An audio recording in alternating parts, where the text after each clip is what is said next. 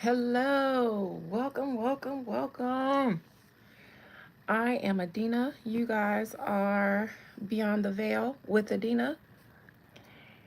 I just rushed in here like a mad woman. None of you guys are here yet, so as soon as you guys start popping in, I guess we'll start chatting for real, for real.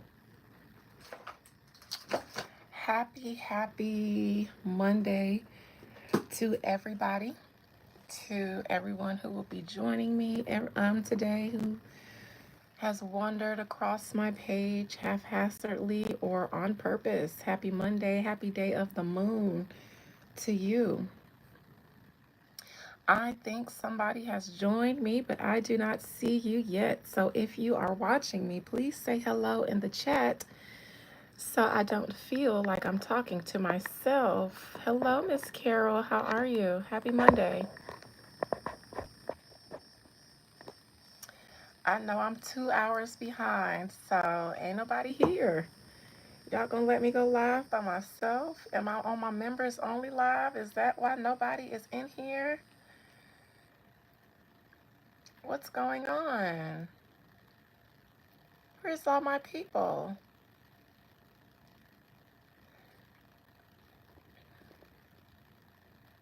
What's going on? Where's all my friends? Hello, Carol, Etienne.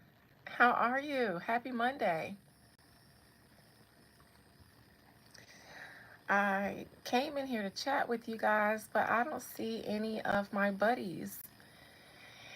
I literally just got off the road from Georgia, and I did not want to not do a live tonight, but it seems as though nobody is here. So I don't know. I'm not going to stay on here too long if nobody is joining me.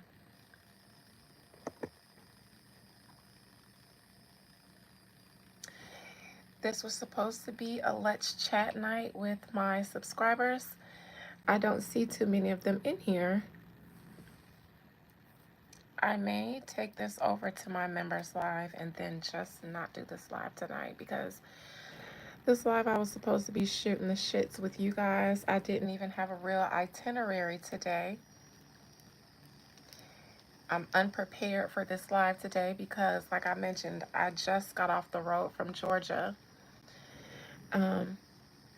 Literally 5 minutes ago. I pulled in, hopped out, got something to drink, and then got on live.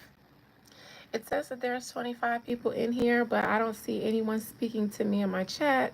So please, somebody let me know that you're here, so that I can engage with you guys. That is what this live is tonight. I wanted to do a Let's Chat.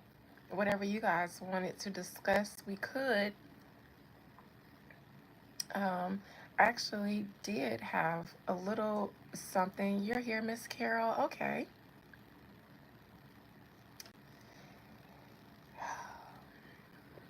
Well, Miss Carol or anyone else that knows me and what I do here, please drop any topic that you would like for me to read on or go down the rabbit hole on. Like I mentioned, I'm a little bit unprepared, so this is a Let's Chat. John Cena losing the WWE Championship. You're very sad, champion. You're sad, Ahmed. I'm sorry that you're sad, and I'm sorry that John Cena lost the WWE Championship. But the thing about losing is that there's always an opportunity to get up and win again, I think. Unless this is like a retirement match or something, then. But don't be sad. Would you like me to tell you a joke? I'm looking on YouTube now because, like I mentioned, I don't have a topic. I see a headline that says, "Hey, Fly God." I imagine that I don't have my usual crew on here because I'm about 2 hours late, but I didn't want to abandon you guys just because I had to make a last minute trip. I see a headline that says Nikki wants war with the NFL. I don't know what's going on with that. I see, I heard Diddy got denied bail. I actually had a plan to come on here and discuss something much, much, much more serious, and that is the school to prison pipeline. Simply because on my way to, I was riding to Georgia with my cousin. She had to pick up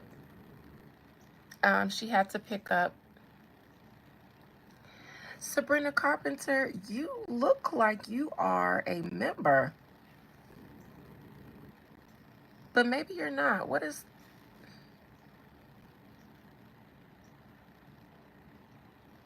you're a top fan, Sabrina. Why are you trolling me and it says you're a top fan? How are you gonna be a fan and troll me? Is it because I said I wanted to speak about the school to prison pipeline? Well, my cousin and I, hello, Mr. Samurai. My cousin and I were having a lot of deep conversations on our trip to Georgia to pick up her daughter. Hello, Jarrell. How you doing this Monday? And we had so many deep conversations. Most of it was about family stuff and how we are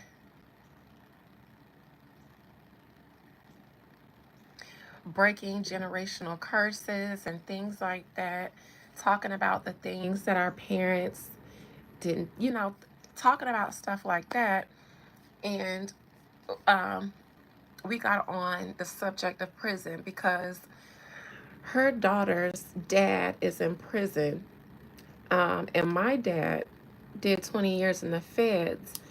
And we were just having conversations about that and that experience and what that system does to men, how it's difficult to rehabilitate men that have been in prison for a significant amount of time.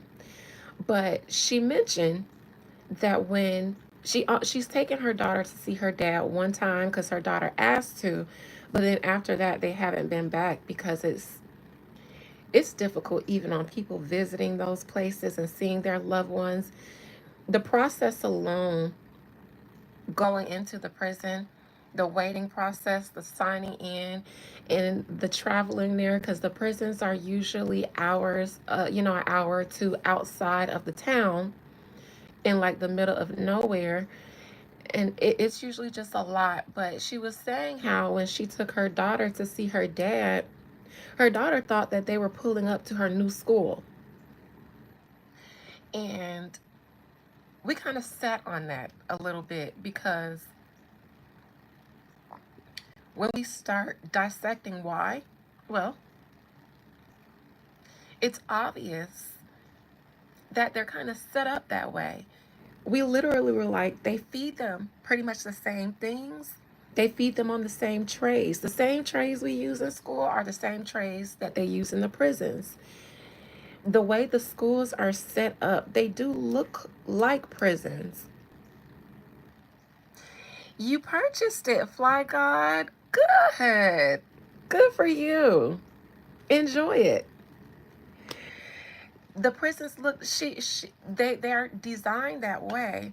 And then when you think about it, I have heard, because I watch a lot of dash cam footage and a lot of body cam footage for some reason. I don't know. It's everybody has their weird things that they watch, but I watch that shit.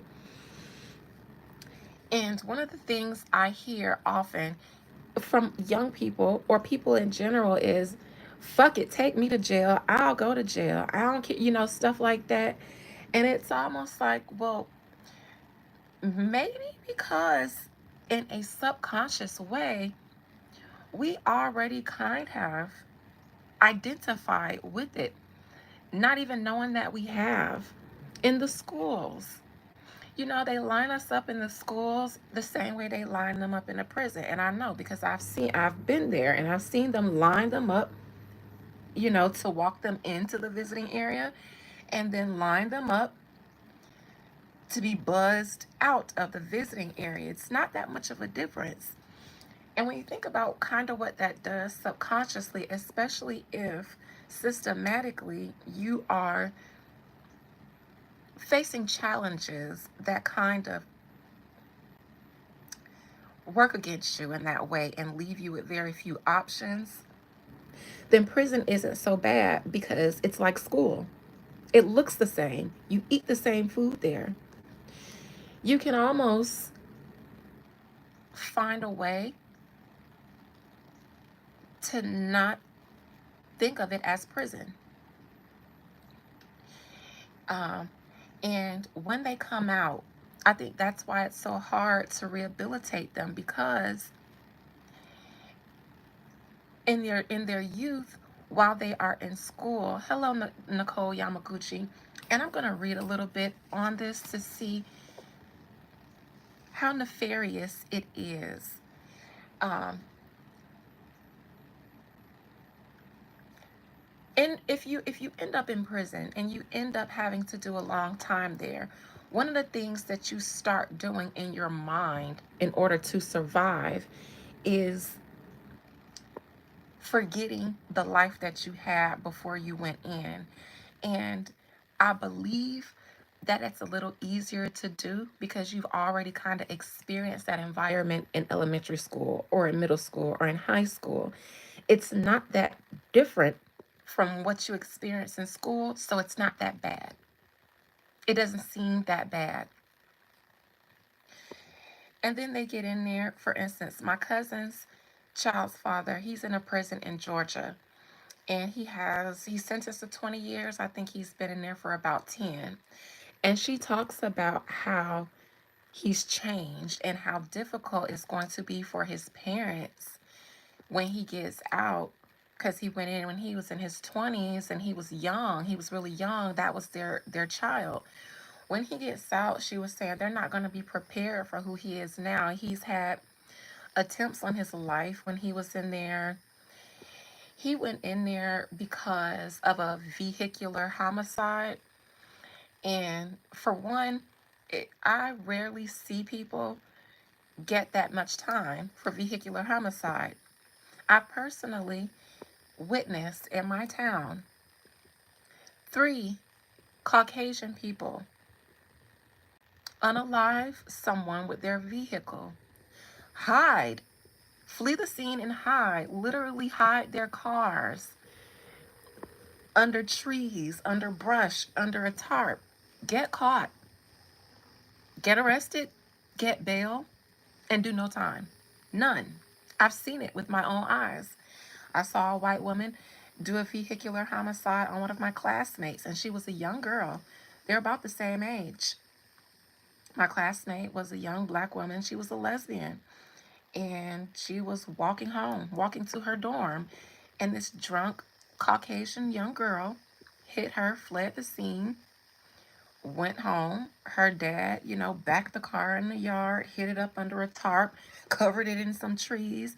She got caught. She might have did probation. No, no jail time. I was watching on YouTube. This older white lady hit a young mother and her 2 children, one of which was in a stroller. Did not stop. Killed them. Killed them. When the police did their investigation and found out who she is, and this video is on YouTube, I saw it. The lady had no emotional attachment. No, she was so detached. You know what she said? I figured I hit a dog.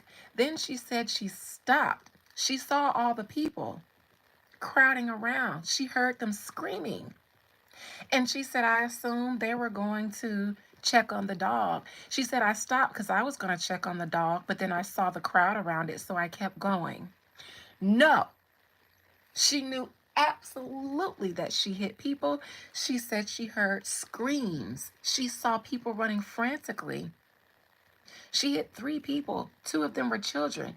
She went home. She didn't even try to hide her car. Told her husband she hit a dog.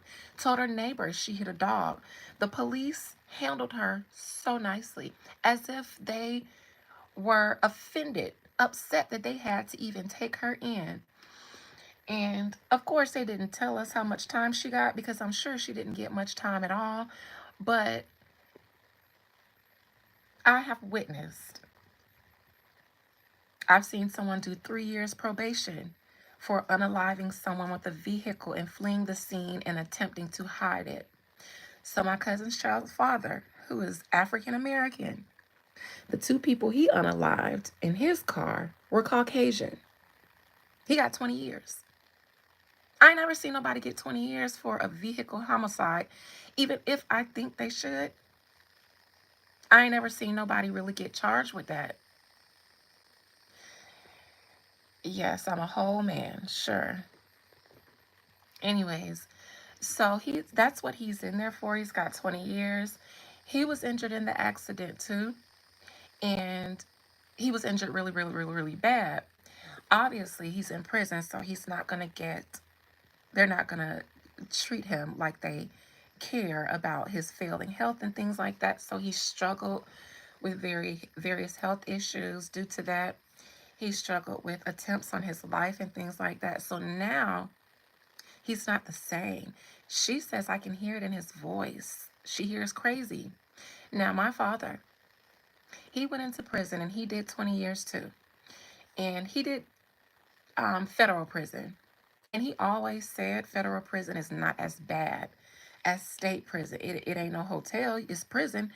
But if you're going to do prison, he definitely wants it. Anyways, he mentioned that when he got in there, one of the first things that the man did to help him cope was to tell him, you have to forget all about your family and your life before you got in here if you want to survive in your mind. And now, if that's what men are telling men when they get into prison so that they can cope, that puts a little bit of perspective about why it's hard for them to reintegrate if and when they do get out. Because in order to survive in that system, you can't be emotional. You can't sit there and pine over the people that you left behind.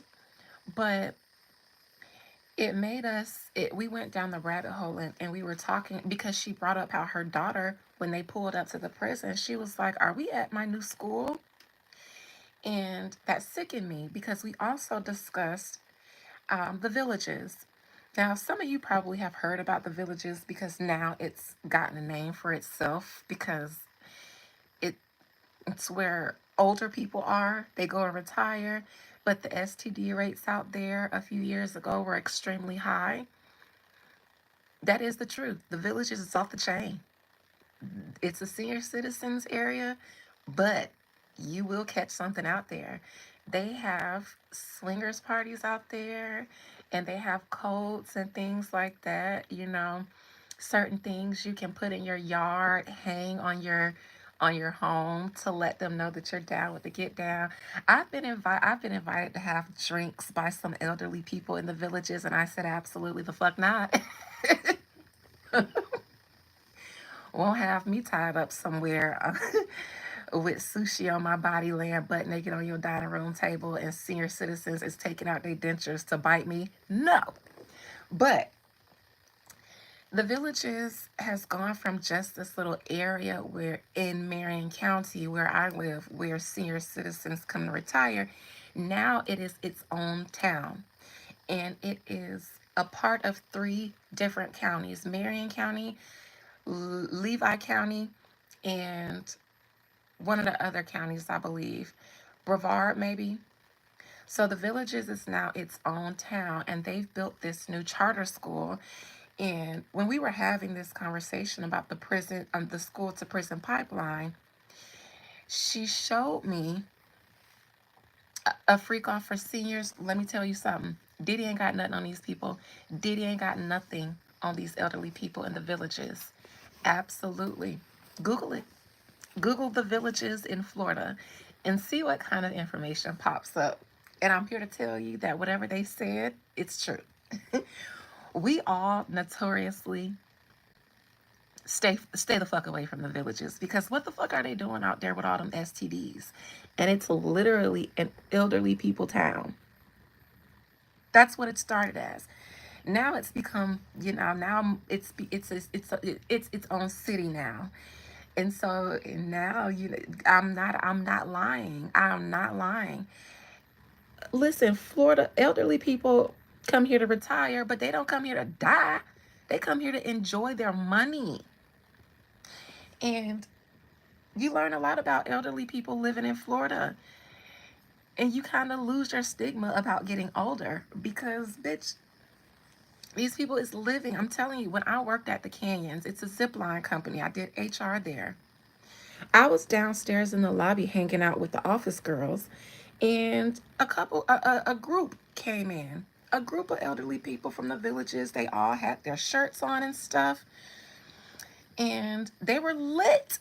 They came in there with drinks. They was lit. They was loud. They was crunk, calling me beautiful. You should come hang out, have some drinks with us. I said, the fuck not. Mm-mm. I'm sure I would have the time of my life, but I'd probably wake up, tied up, ate up by some elderly people. They used to, don't tell nobody how I know, but word got around at Lockheed that they had different sects of swingers in the villages. Loofahs. If you saw somebody riding around with a loofah on the antenna on their car, depending on the color of the loofah, that would tell you what they're down for. Certain flags on people's houses in the villages, like if you pass by somebody's house and it has a yellow flag, that might mean something. If it has a red flag, you might think, why do several people on this street just have red flags flying? Not the American flag, but that would mean something to them. So, so yes, and the weed, because they all got cannabis cards. They all got legal weed. I've been after a showing. I had to do a showing in this town called Leesburg, and the Villages is a part of the county of Leesburg. And so I went to it was me and my mama. We went to this nice little lakeside restaurant. Nothing but elderly people there. As soon as I got out of the car, the stench of marijuana, because I smoke, so I know what it smelled like as soon as I got out the car. Now, if you smoke, you know you're a bloodhound. When that scent hits your nose, hell, that's coming from. And yes, it was nothing but elderly white people there. They were sitting in their car next to me, eyes red, with that rolling paper, because they smoke different. They don't smoke big blunts, but they gonna have that little piece of joint in that little rolling paper.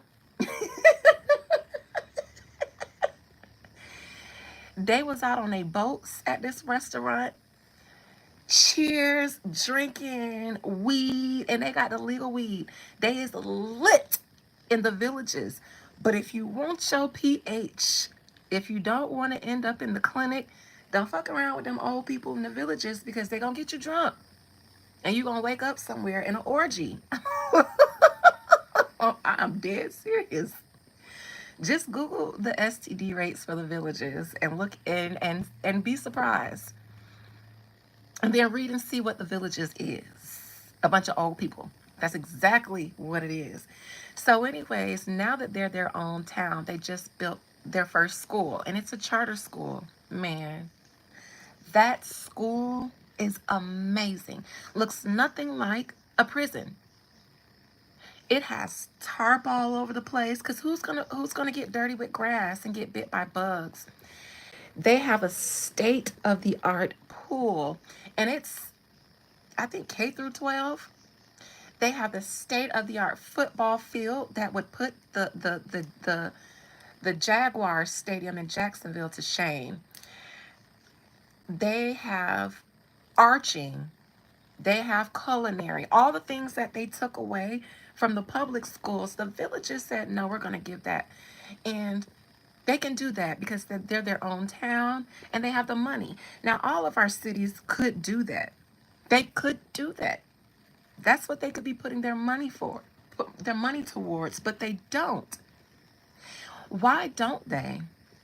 Why do they take those things away? Why do we not get nutritious meals? Why are we being served the same meals that they serve in prison? Why are we eating on the same type of plates that we serve in prison? It's literally the same. I visited my father in prison. So I'm telling you, it is literally the same. It looks the same. Even federal prison. I ain't talking about I went to visit my daddy in a little local jail. No, the federal prison. It looks just like my high school. Just like it. Even the gates that you have to walk through to get into the prison, my high school had those. Same thing. Same thing. The lunch ladies, same attitude as the prison lunch ladies. Yeah. Hmm. Hmm. Hmm. It's the same thing.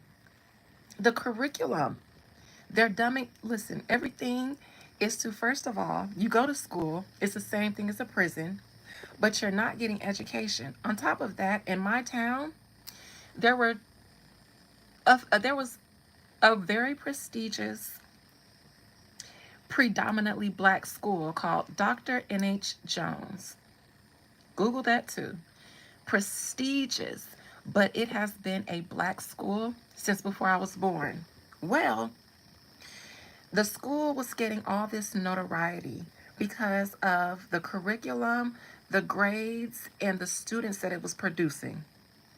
They rezoned it. Now, the school is in a hood called Jones Side. Okay? Any of you guys from Ocala or in the Ocala surrounding area, and I do have a few subscribers that's from Gainesville that know Ocala. You know about Jones Side. That's one of the hoods, but it's like it didn't used to be a bad hood. It just used to be a predominantly African American community. I was born on Jones Side, um, and kind of grew up there. But that's why Dr. N.H. Jones, Jones Side, was a predominantly black school.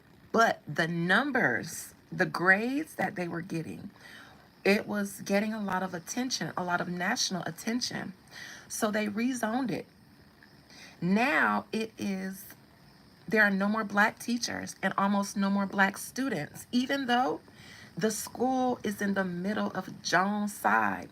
So they rezoned it. So now the kids that could walk to school and get top tier education, they have now been rerouted to the other side of town. But now all the white people that live in the nice area of town that used to go to Forest and Vanguard, or I don't know what elementary schools they were sending their kids to, but now they go to Jones Side and it's uniforms now. But my thing is, how do they anticipate keeping the prestige of the school when they got rid of all of the faculty that made it that way? The black faculty.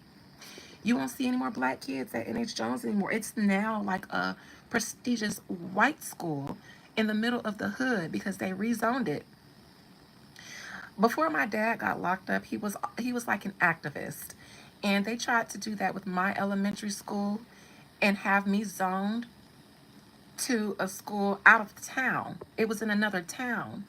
But my father not only went to the city meetings, but he drew his own zoning map to kind of show them why what they were doing didn't make any sense for the reasons that they said it was, other than the fact that my elementary school was another one of those high rated schools.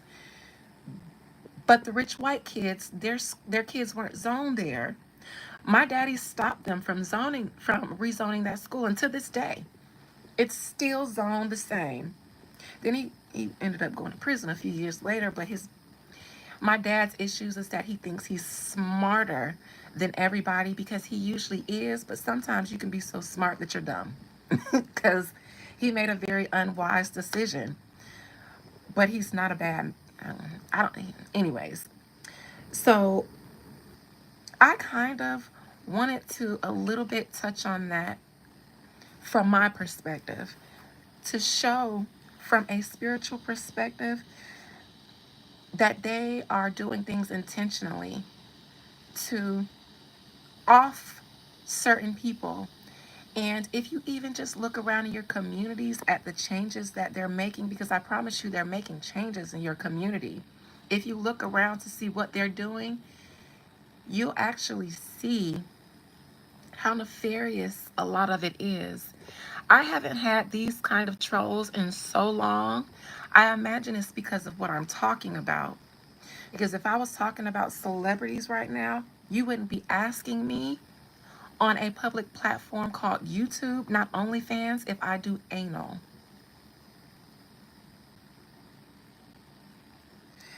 I am going to, I don't know if there's anything I could ask my attorney about because I'm litigious. I will sue anybody. And yes, I'll spend the money. Surprise. I've taken Lockheed Martin to court. So I know I can't sue y'all for trolling me, but I if I can't sue you in man's court, I'll take you to spiritual courts and I'll always have my way. I will not tolerate any disrespect. I promise you that. I promise you that. And I have been threatened on this platform before for not doing anything but sitting here communicating with my subscribers. I assure you, I assure you that it doesn't go unnoticed. You know, you never know if you're entertaining an angel or somebody. So just be careful of your choices in life, especially when somebody's not presenting themselves in that way to you. I'm sitting here talking about the school to prison pipeline, and you're asking me if I do anal, and I'm not on OnlyFans. If I was on that platform, then I would expect something like that, but show yourself a little bit more respect. I know you can't hear me because I blocked you, but for any more of you trolls that are on here, show yourself a little bit more respect. MT, I'm not going to block you. What I am going to do is read you. Spirit, I have someone named MT. I don't know who they are, but you do. You know all. Telling me to stop my witchcraft. But they are on my channel watching me do witchcraft.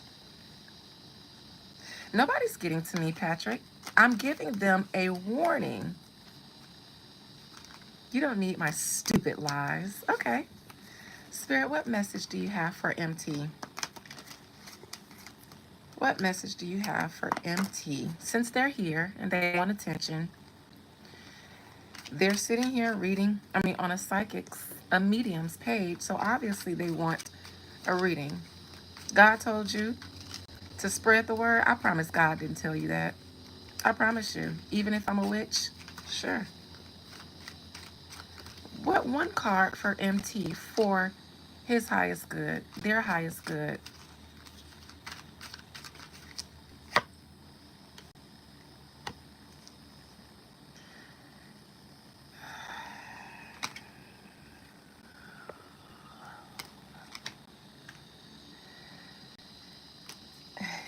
I'm not even going. Oh, a fool on the bottom. A fool in reverse on the bottom. Oh. Oh, who sent you? Whose payroll are you on?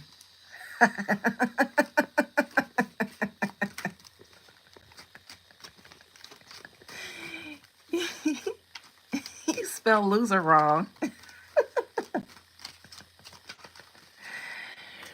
One more card for their highest good, Spirit. For their highest good. Just one. Advice.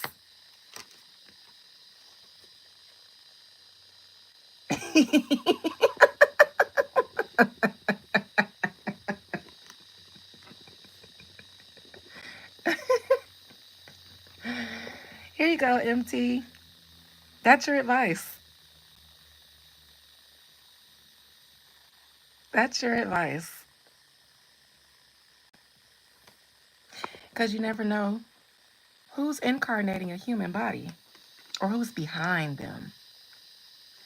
Go ahead, dig through them. I didn't even have my eyes looking at them when I pulled that for you. Now I'm going to block you. Now that I gave you your message, be gone, peasant. But that was MT's message. I could interpret the rest of it for them, but I choose not to. But I knew there was going to be an omen in there somewhere. Now, that was a message. I kept my eyes on you guys. And the final card was the death card. I couldn't have made that up. So, sure, say I'm just pulling cards, but that's what I do here. You wouldn't be here if you weren't interested in what I had to say. What is MT's energy now? How is their energy right now? How are they feeling right now? Good? Confident? Do they feel good? I need to see the Sun card if they're feeling good and confident about themselves. If I don't see the Sun card, the trolls.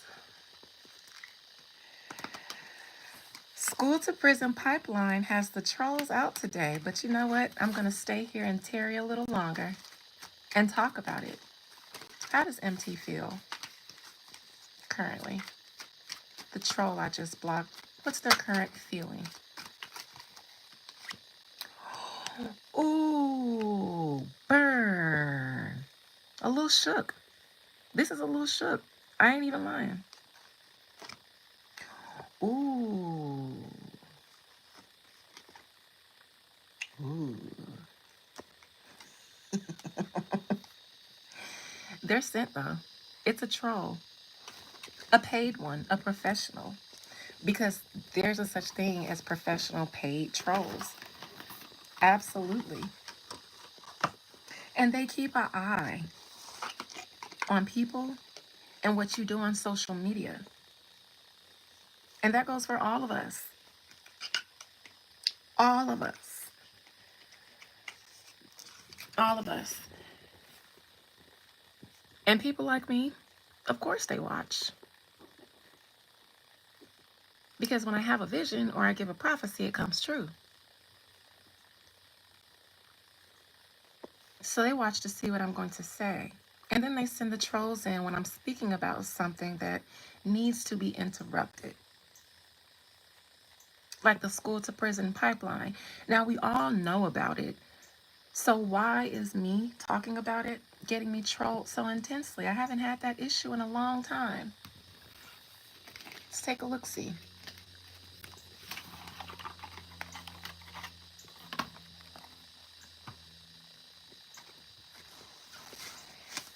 Is what we call spirit, the school to prison pipeline, is that real? Is that a thing? Is that a thing, or are we just making things up? Being paranoid, conspiracy theorists? Or is the school to prison pipeline a real systematic approach?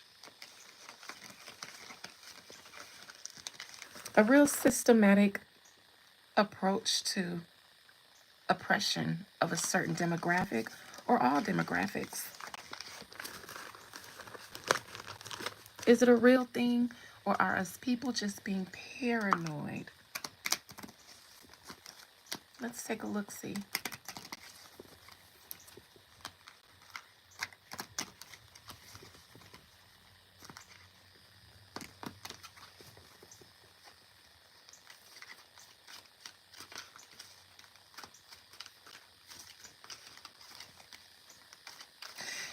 Now, for those of you guys who are confused about the death card, because I hear some people's wheels going, the death card doesn't always mean literal death.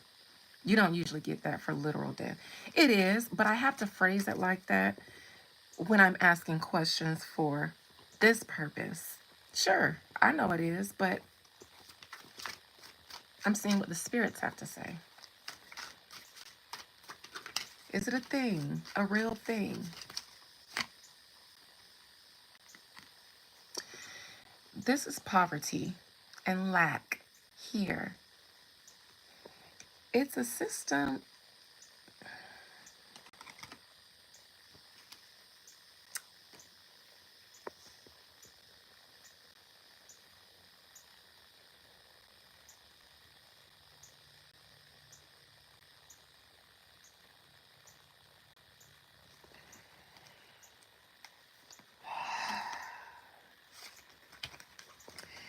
I believe that originally it was instituted for making money, obviously.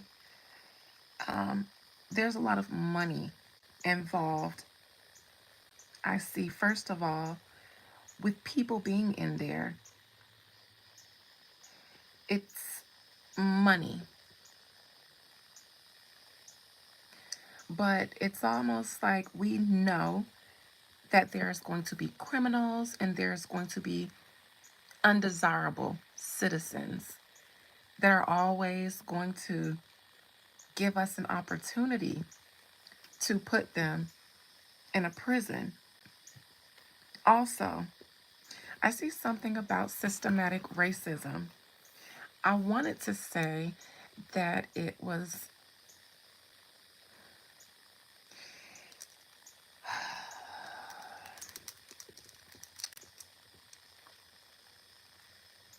the biggest benefactors or the biggest victims of this system would be Black people. Why do you guys get on here? Why do the new trolls keep calling me trans? Oh my God. Why do you guys want me to be trans so bad? You guys think that kind of stuff insults me, but it just, it makes me think less of humans. Anyways, due to the way this country was set up, and let me remind African Americans,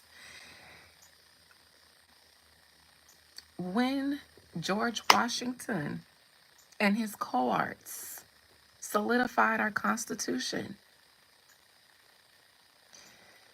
we were not citizens at that time, which is why they had to go and reconstruct the Constitution about 100 or so years later. Because originally we were not citizens, so none of the laws of the Constitution applied to us. Now, think about that. I have not read the reconstructed Constitution line by line, but even if they reconstructed it, I still believe that the foundation of this country as it started was on the original Constitution.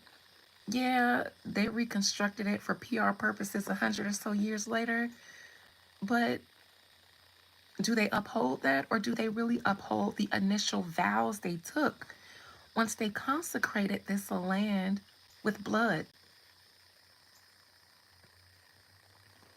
Pretty trans woman. There's no such thing as a trans woman. If you're trans, you're just trans. You're not a woman. You're welcome. Um,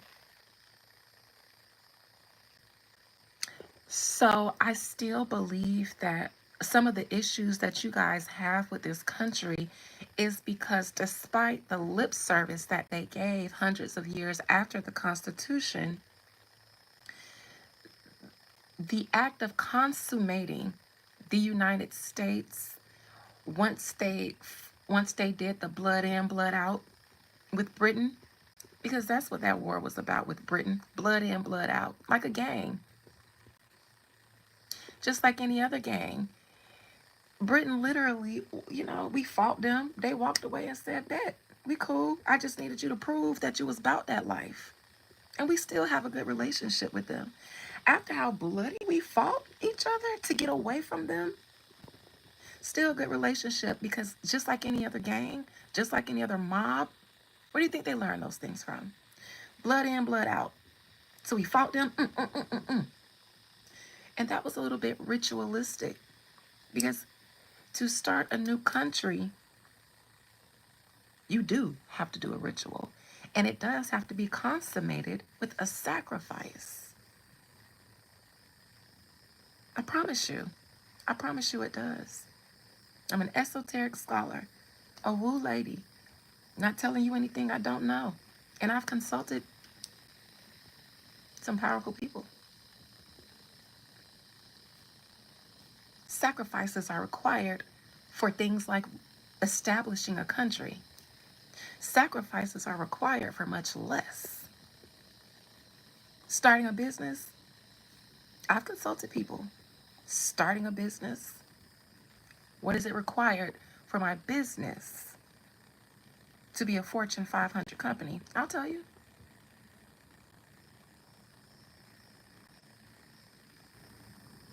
Seen it with me own two blood clot eyes.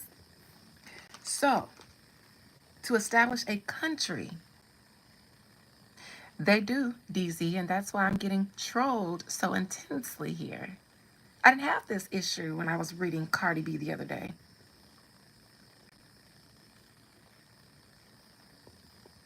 So, blood in, blood out with Britain. And the soldiers are the sacrifice. That's why they've been fighting so long in the Middle East. Blood in, blood out. You think one side could have stopped? There is no peace negotiating. There is none. Blood gang. Because the Middle East, they're fighting over something way more than just land. There's a lot of history, a lot of treasure in the Middle East. I'm aware, DZ. I'm aware. So imagine if Israel is saying that they are fighting for land and Palestine says they're fighting for land. They each want to establish themselves. Blood in, blood out. Absolutely, DZ. So back to the United States. I'd like to read you guys a quote from George Washington.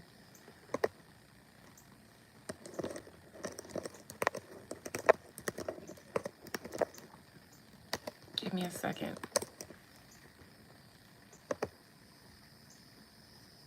One second.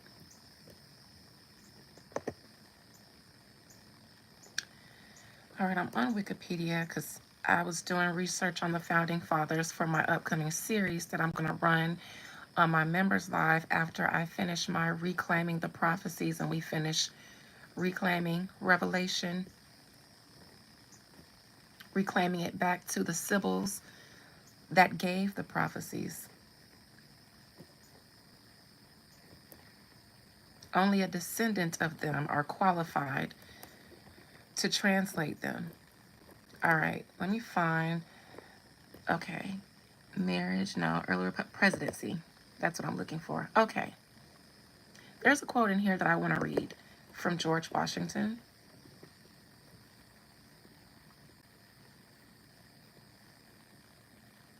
Okay. Washington was inaugurated on April 30th, 1789, taking the oath at the office of Federal Hall in New York City. Blah, blah, blah, blah, blah, blah, blah. He used a Bible provided by the Masons. Washington read a speech in the Senate chamber asking that Almighty Being, this is the part I want you guys to listen to, because he is speaking. I'm so glad that you're here, DZ, because that's exactly what I do here. And you probably love my Reclaiming the Prophecy series in my members live. One day I'll put it on, make it available for the public, but that won't be anytime soon. No time soon. I might set that up for after I'm gone. After I die, go ahead and release those. Anyways, listen to me closely, please. Washington read a speech in the Senate chamber asking, now, he's speaking to God. So here we are with the president, the first president at his inauguration, speaking to the spiritual realm. If you guys think that there's a separation,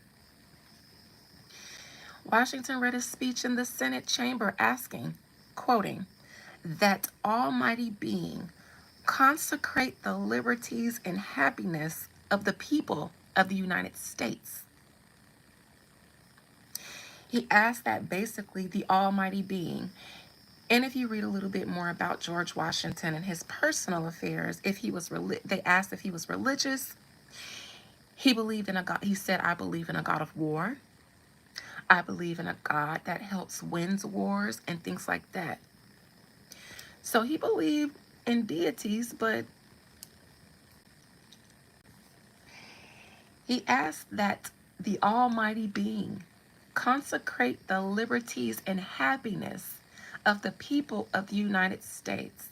This was in 1789. Now let's ask Google when African Americans were considered citizens of the United States. I could tell you off the top of my head, but I'm going to go to Google so I can cite my sources. When were African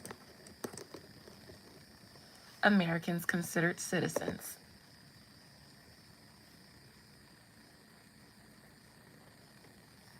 Not the AI overview, not available for this search, but that's okay. 1857, it says.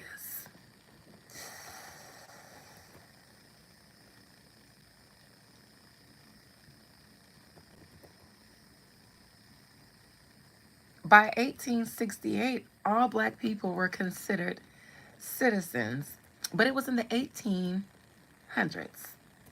That's so funny because Google did give me the AI overview a couple of days ago.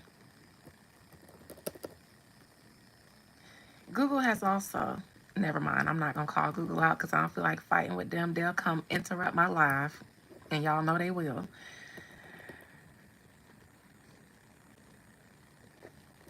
It was in at least 1868. That's when the Constitution was ratified.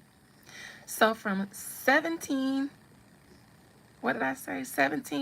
something to 1868. Now, if he asked at the founding of this country, because that's really when it matters, when you do the consummation of this nation, there was no, even in the ratification of that, nobody went back and did another covenant. Nobody went and did another covenant with the Almighty Being. So the initial covenant stood. There was not even a reparation given to atone for that sin. So maybe, just maybe, the issues we have with this country and why we feel like this country does not value us as black people is because when they consecrated this nation, we were not a part of who they asked God to bless with happiness and liberty. We were slaves when George Washington asked God to bless with happiness and liberty the citizens of the United States. That did not include us. So even if they went and redid the document energetically, they didn't redo the ritual. If they did, the United States would not be standing today as it is. It would be owned and ran by people that look like me. They cannot give us reparations. They cannot give us reparations. They cannot give us reparations because that would be an acknowledgement, not to us. That would be an acknowledgement of their wrongdoings, but they've continued to do the wrongdoings under our consent. Yep, yep, yep. Because the divine has been judging this nation. We have been saving it. We've been upholding it. They get judged, and then they get in the media and in the politics and pull your strings through politics, through your votes, through your consents. That is why we do not have justice. Because every time the divine comes to shake this nation down, we step up. We pray.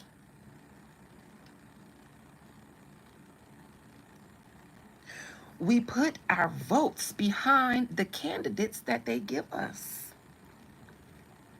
Save us, Obama Kamala. Save us, Bill Bush. Save us, Biden. And the country just shaking and falling and doing all this stuff because we have not been done right. But save us. What is we's gonna do if they take away the Department of Education? Educate your children. And then when it falls down, be prepared to get information to implement a new day and a new dawn. But that's how they're able to get away with these things. They're being shaken right now. They being shaken right now. And I watch my people divide even more over two sides of the same coin. The system will not change from fighting the system inside of the system. Nobody who's a revolutionary is in the system. Once they become a revolutionary, they leave. And then they get tarnished in the media, if that's the least that happens to them.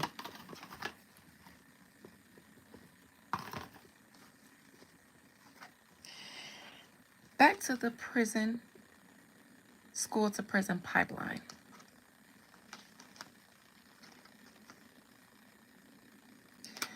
So yes, United African Americans were not considered citizens. We went from slavery to sharecropping to ghettos to prisons. When we did get into schools, well, they start removing funding from the schools. And so we had hand-me-down books, hand-me-down curriculums that were outdated. And then we went to the schools that looked just like the jails that we would later on be sent to. So yes, it is a real thing, but it's become a beast of its own now because I don't think they anticipated so many of their own people filling up the prisons, but you guys can thank Reagan for that. Not wholly, because everybody has a choice, but when Reagan unleashed drugs into this nation, allegedly, they didn't anticipate it affecting their communities as much as it did, but it absolutely did. So what was meant for one people, fuck it. It's monetized. We'll make money off of anybody who wants to be there.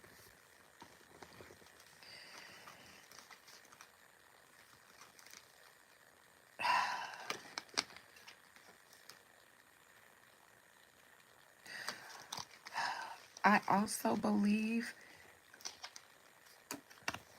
when it comes to this most recent election, you guys did not have a better choice than the other one.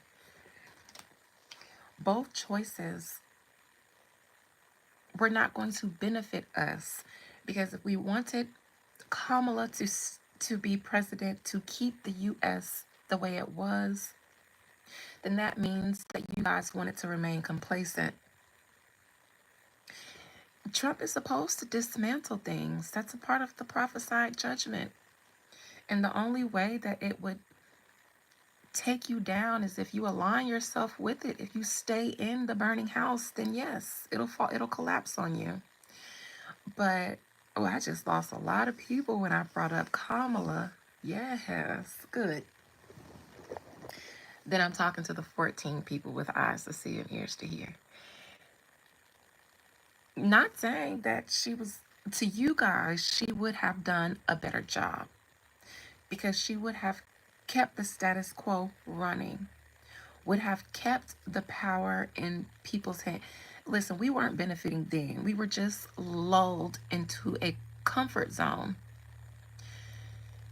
We were lulled into thinking that, we were good, but we should be doing better. Now, that can usually only happen from change. So, yes, Trump is doing a lot to dismantle the nation. To be honest, it would have happened with Kamala too. It definitely would have. And it may have happened a little bit more bloody. Not saying that Trump is saving the day, but I'm saying he's doing what he was ordained to do, and that's tear this down. And he doesn't even know that what he's doing is, and maybe he does, because they think that they're doing it to us. But I know the prophecies, been knowing them. So he's doing what he's supposed to do, and it will only last not as long as the history that we've come to know, and it will backfire on them. But it'll only benefit the people who are wise. So become wise to these things. I've gotten a little annoyed. I was going to stay on here and go down another rabbit hole, but I have too many trolls. So YouTube will win with this one. The trolls will win with this one. I usually save these messages for my members, because the trolls don't usually pay to troll me.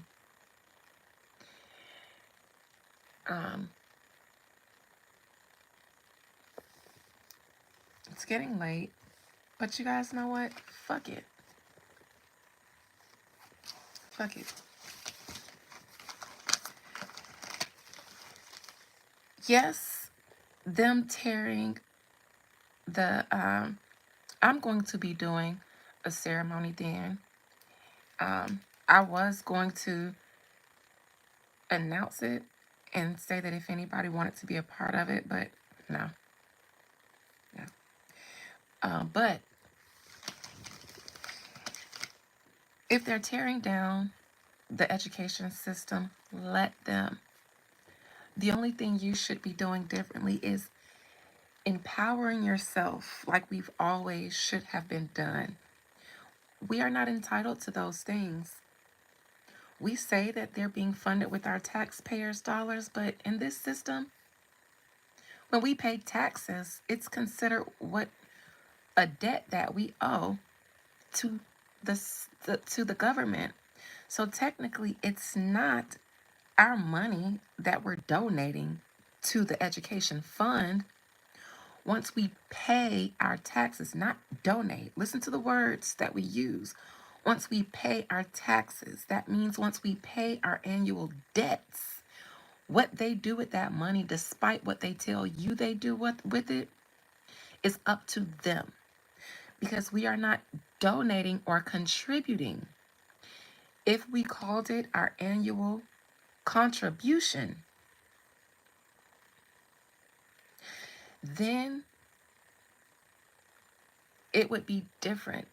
We could expect a certain karma from them, but we are paying taxes. We're being taxed. That means charged a fee to the government. When we pay it, what they do with it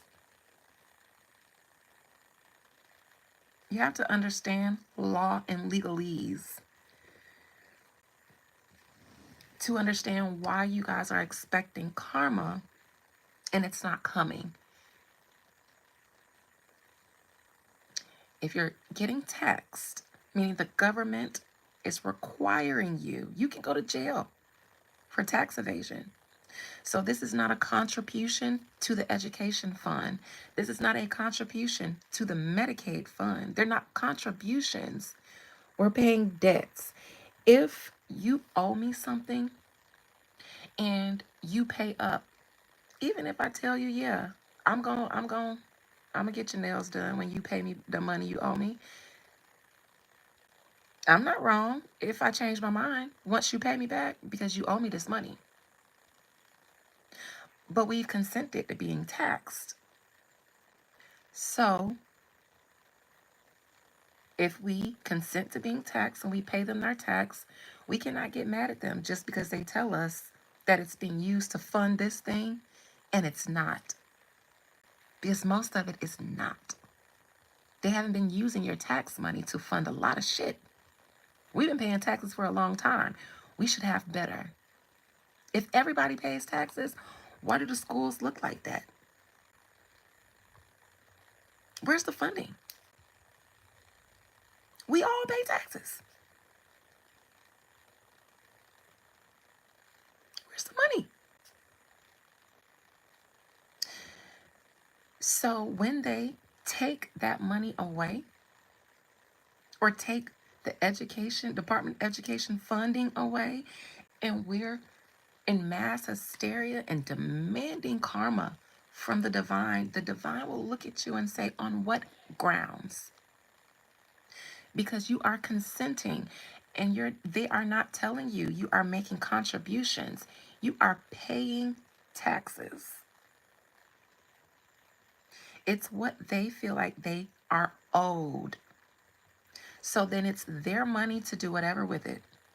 Now, if they had a fund where they say we would like every working United States citizen to contribute $20 out of every paycheck to the education fund or to the social services fund, then if they cut that off or took money away from that, then they probably wouldn't be able to get away with it because it would be handled on a divine level, on an energetic level. We could ask for karma and get it.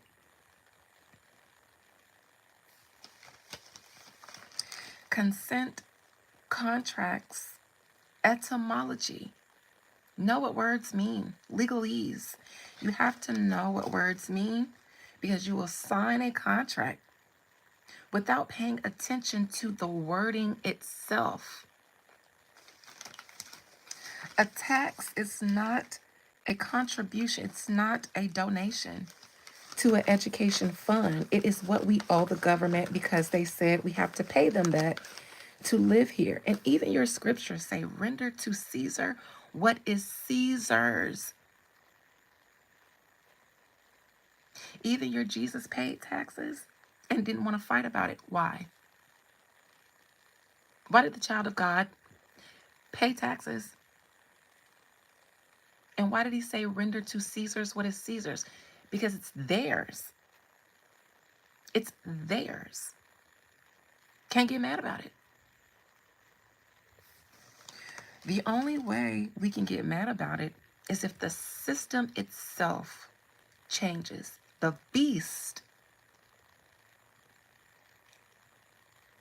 beast itself changes.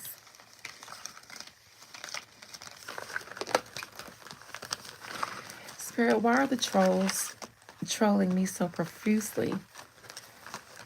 Asking me if I'm a trans, asking me if I'm a man. It doesn't matter what they ask, but why are the trolls here so intensely tonight? I speak to my spirits every night after my lives and I talk about it. I talk about the work that I did, the messages that I delivered, the energy. Did anybody take anything away? Did I provide anything valuable? Because if not, I don't need to be on this platform. So I'm aware of what happens on my live and why. Why today? Am I being trolled so profusely, so aggressively, when it hasn't been that way for a few weeks? Ever since a certain entity got called out for mass bots and trolling, they eased up on YouTube. They had to pull back. Why? Why so aggressively tonight? Wasn't this the first one I pulled, asking about if the school to prison pipeline was real? This was what I showed you guys. It's because of what I'm talking about. And I'm being seen.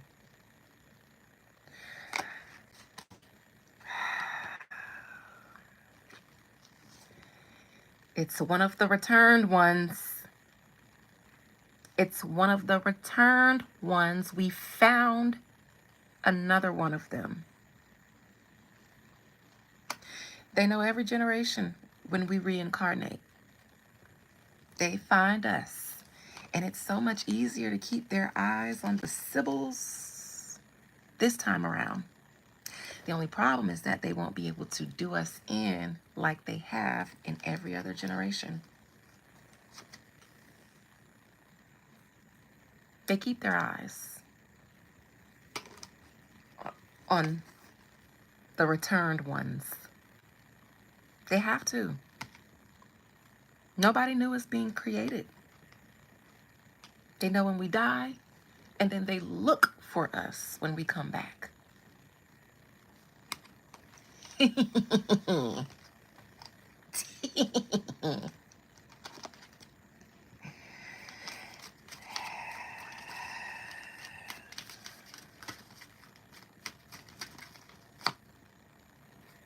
Not disrupting messages, causing dissension, and then moving right along. Will they be able to kill us off like they did the last few times in the witch trials and all that in slavery? Because they don't talk about all the woo ladies and the hoodoo women and things like that they unalived during slavery. But they do it every time when they colonize the Africas and the eastern lands. Before they approached the kings, they went to the caves and to the hills and they killed the Sibyls. They do it all the time. They get rid of the wisdom, the divine feminine first, because then the rest of y'all are easier to infiltrate when nobody's here screaming in the wilderness, telling you guys things.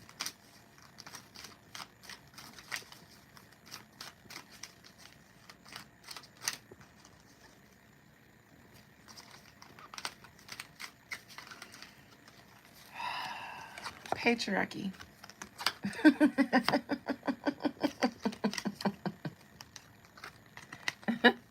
I don't have anything to worry about though. Will they be able to take us down this time? Like they said, even though I know that you said we shall not be touched this time around. In this age of history, they won't be able to do it in. I could be wrong though. I could be a few thousand years off. Will they be able to do us in like they did last time, or will we leave on our own accord like I was told in my ute? Oh, some of us they'll be able to take down. But they're scared this time for some reason. Some of the men they took down, those are your Malcolms, things like that. Is it Nikki? You said I was right about my reading on Nikki. What was I right about exactly? They're scared. But they do get information even on this live. Even on this channel, they get things too. They be in my revealing the prophecy, not the trolls, but Big Brother. They be in those too. Learning.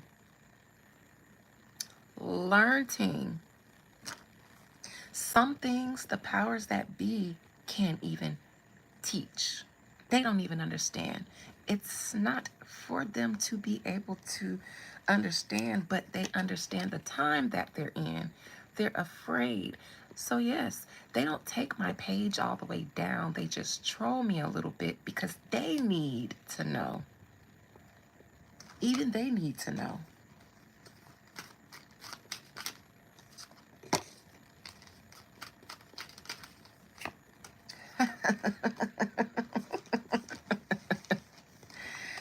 Keep all my brothers and sisters out there, my fellow civil brothers and sisters. It won't be like it was in the old times, child, this time.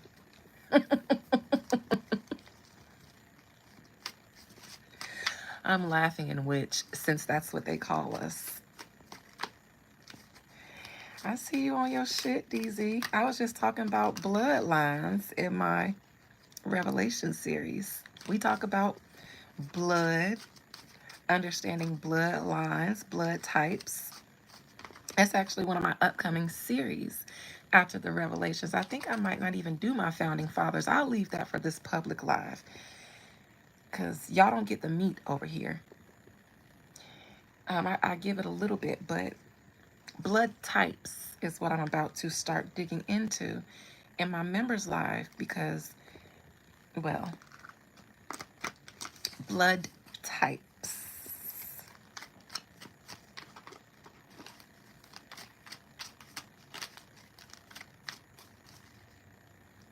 Oh, she's here. The Divine Feminine has been here. It's been here. He never left.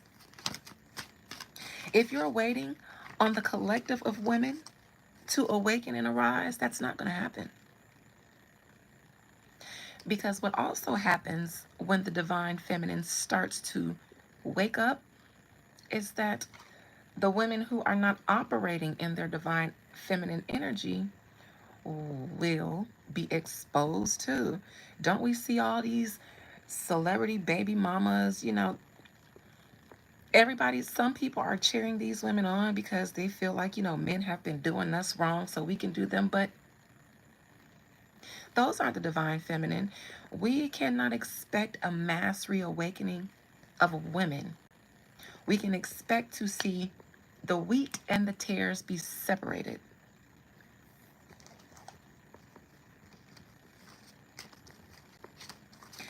Sure, DZ, but if you are waiting for everyone collectively, will be weeded out, and what remains, yes, that'll be your Divine Feminine.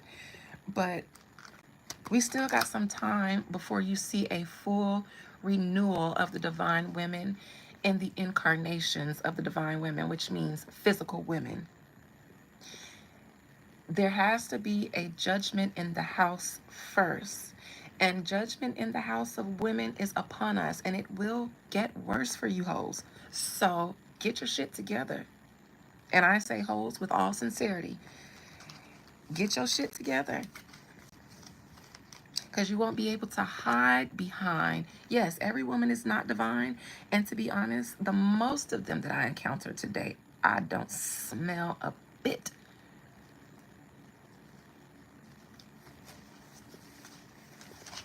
I know a woman right now whose husband, never mind, I ain't gonna go there. I ain't gonna go there. I ain't gonna go there. I ain't gonna talk about how the women in my own family upheld so much abuse that they could have stopped.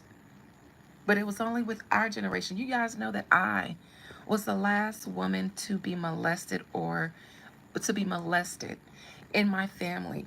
But not the last, I wasn't the first generation. I'm just the last person it happened to because I was meant to stop it. Nobody, yes, I have very specific placements in my chart. I do not have a lot of populated houses. My 12th house, my 6th house, my 8th house, and my 7th house. And my 7th house is in Scorpio. Pluto and Mercury are there. That's how I am able, because that's my descendant, to speak to the dead. I'm a medium. My 8th house is in Sagittarius. It has Saturn and Uranus in there. And then there's the stellium in my 612 axis. Yes, my chart makes you can learn a lot by my chart, but I would never give you guys my time of birth so that you can pull it. I can't do that. I cannot do that. Of course I've looked at my Vedic chart. I cannot do that. Can't make that public.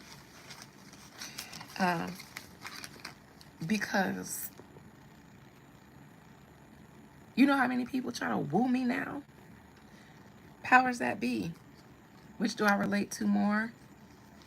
All of them. I only have a few placements. My chart is very specific. It's very specific. I do not have a lot of placements. Not only are my house certain houses. Oh, which chart do I? All of them. All of them. I'm not a chart girl. Listen.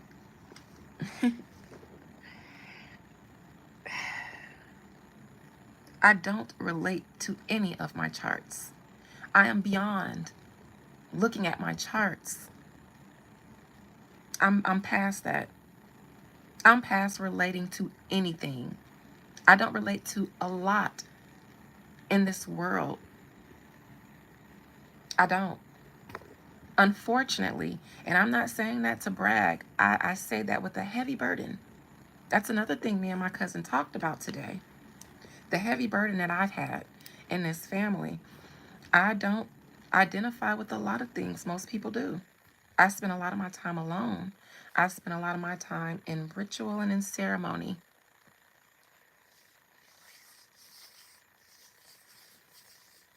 I do celebrity readings on my channel so that I can relate to you guys.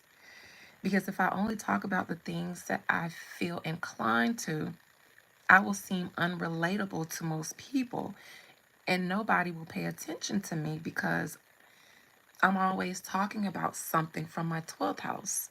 So every now and then I have to come back to my 6th house and be human.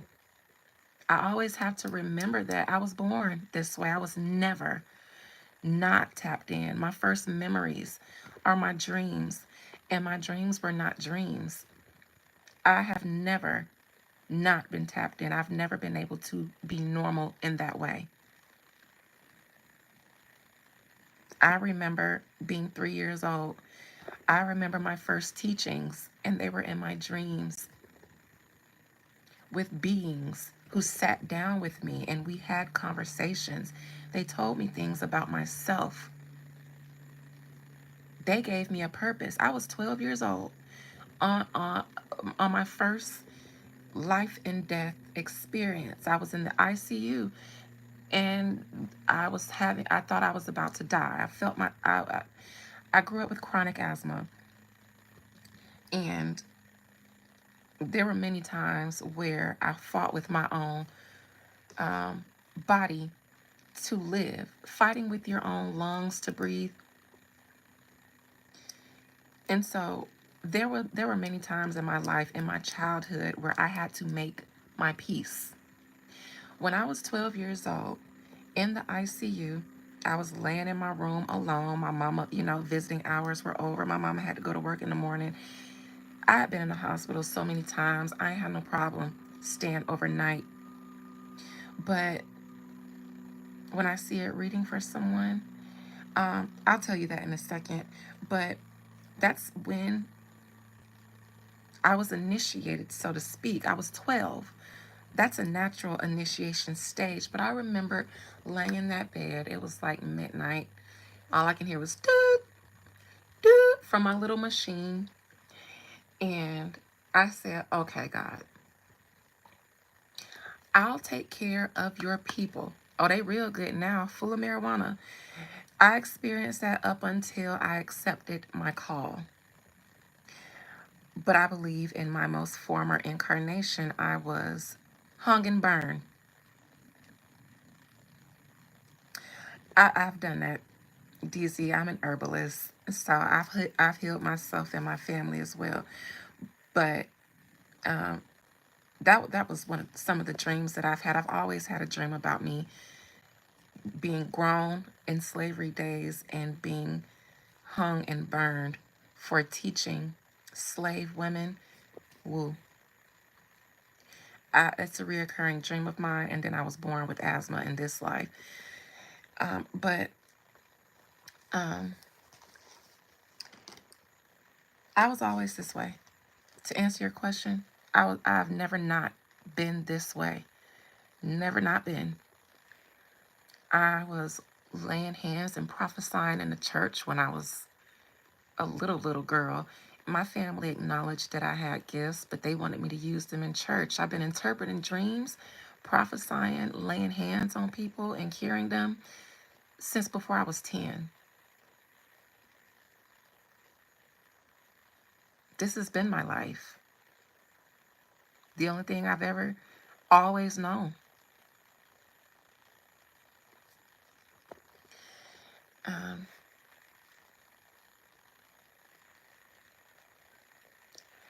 you asked what my favorite is when I'm reading someone. I don't know.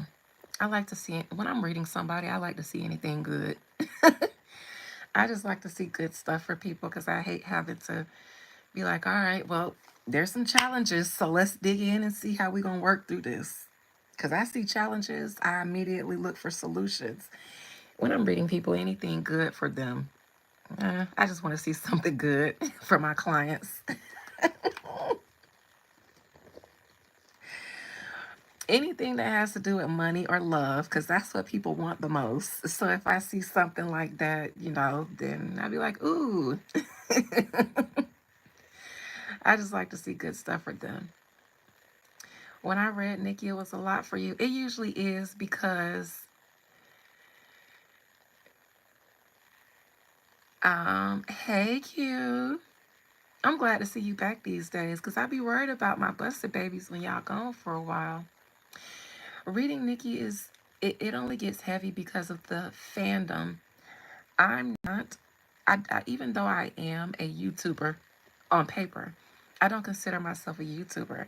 I didn't get on YouTube trying to make a career out of this. I still don't make a career out of this, and it is a labor of love. I fight with myself to get on here because I don't have time for the energy that comes with this. I never and I don't entertain behavior like that in my real life, and nobody in my real life disrespects me the way strangers do when I get on here. So I don't need this, but it's beyond me. So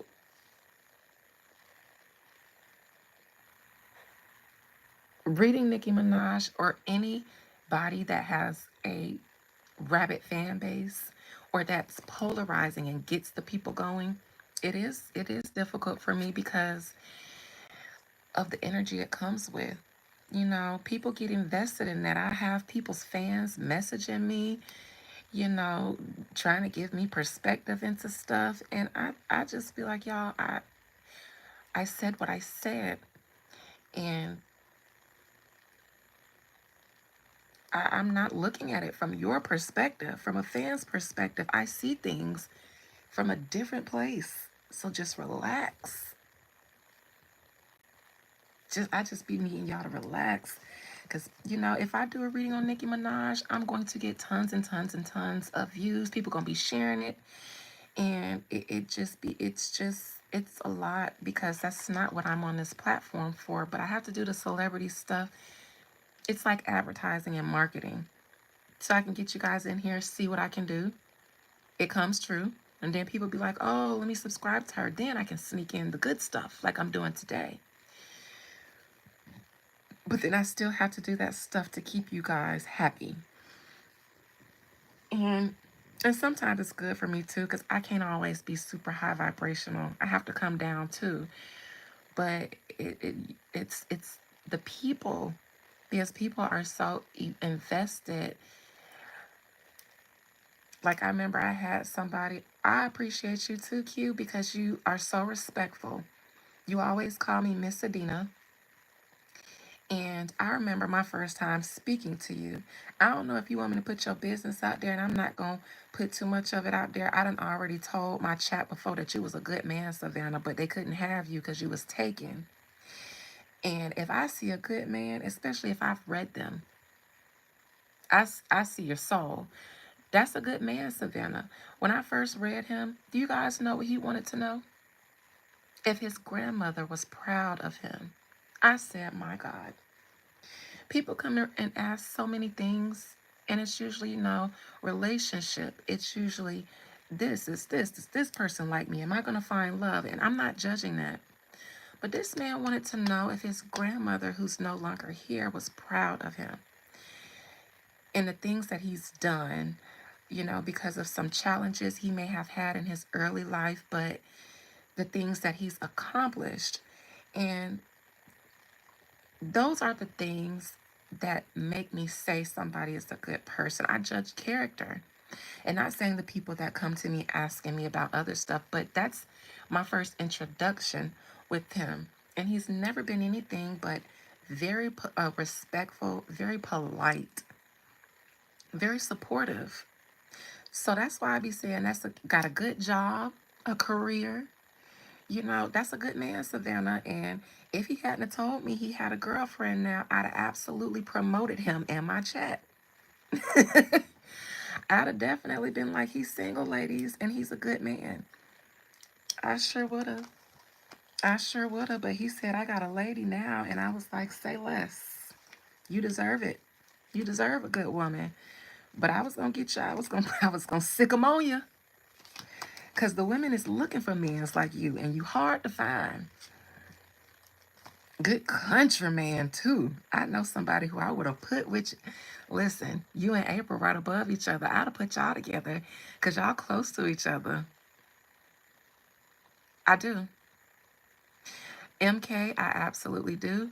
And it has not been um, the easiest placement for me. It's not that I attract intense people and partners. I usually trigger them. My father is a Scorpio. My first husband was was a Gemini. I have Mercury in my seventh house. And the last person I dealt with was a Scorpio. I have Pluto in my seventh house. So the two most significant men, now the last man I dealt with, he was my business partner. So we were under a contract, and my husband and I were under a contract. He was a Gemini. That's Mercury. The last one was a Scorpio. That's Pluto. I have Mercury and Scorpio in my seventh house. So those were my two karmic experience because I was legally tied to them. One was my husband. We were together from 18 and 19 to in our 30s. And then my business partner, that was the best and worst. Both of them were the best and worst experiences of my life. So that's what the intensity is. They were the best and the worst. They both came to me with commitments. But the way those commitments ended were very intense and traumatic on me because I attract men because I'm intense. I'm very intense sexually, energetically. You can feel my energy. People always say when you come in a room, we feel suffocated. That's what my old bosses told me when they saw me cry. They sat there looking at me like, she's leaking. What is she doing? Is she leaking or something? Is she crying? And they sat there like, we want to hug you, but we didn't even know you're human. You have you have an otherworldly confidence. You walk in a room, your energy is so strong, we feel suffocated. I attract people because that energy. But then men can also become intimidated by that and then want to humble me. Not because I walk around, you know, trying to sun them, but I'm naturally, I like to say regal. and maybe intense. Um, I felt karmic because I ain't been in a relationship since my husband, my business partner. We were business partners with benefits, but that's a relationship. I haven't had so much as a real boyfriend since my husband, and we separated in 2019. But yes, I attract, for instance, my business partner, everything that he loved about me. You're smart, you're strong, you're a great businesswoman, you're this, you're this, you're this, you're this. Later on, when we became partners and he had to meet me at that standard and he kind of couldn't, then I became a problem. Then I start triggering his insecurities. Then he start snapping at me in our business meetings. Then, he would say little stuff like, "What the hell do you do wrong?" And I'd be like, "The fuck? I do a lot of shit wrong." You just always walk around here so fucking perfect. I don't think I'm perfect.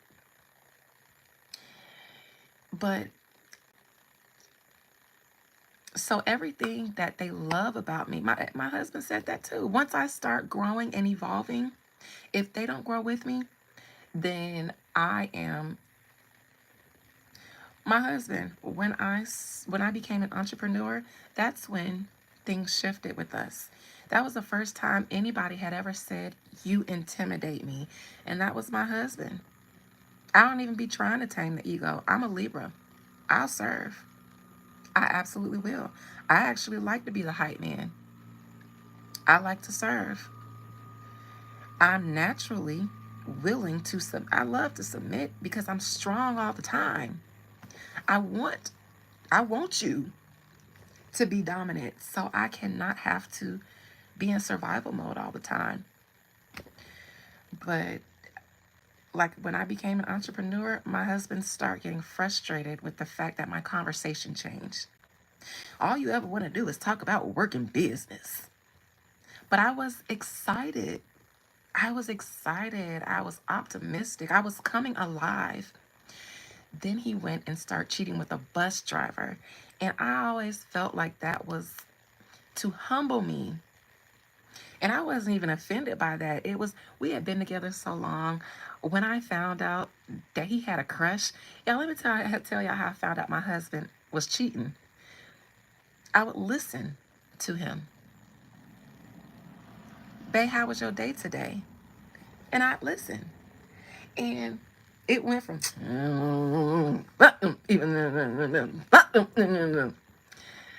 and then all of a sudden he would start mentioning this lady Kim. Now he worked for the school board. He was a mechanic fixing the school buses. It was this bus driver named Kim. I started noticing her name pop up in his "How was your work today" stories. Me and Kim came around, and he wouldn't even notice that he would be, talking about it. And I would just sit there. I thought it was cute. I was like, "Look at him, got a crush." Because we've been together so long. We were kids when we got together, and we're grown now. So I was like, "Look at him, got a crush." And I wouldn't even interrupt him. I thought it was cute. It's okay. It's okay. It's just a crush. You can't help if somebody comes along and you're a bit smitten. And I was never insecure. I didn't check phones. I used to brag and be like, "Listen, me and Terry got problems, but cheating, I ain't worried about it." I just didn't, I'm not an insecure girl. I don't have time to do that. So I was like, I would just listen to him. He was like, "Yeah, man, Kim, she did it." And she said this and and he just be dying. She had him cracking up. So I just be like, "Look at this man."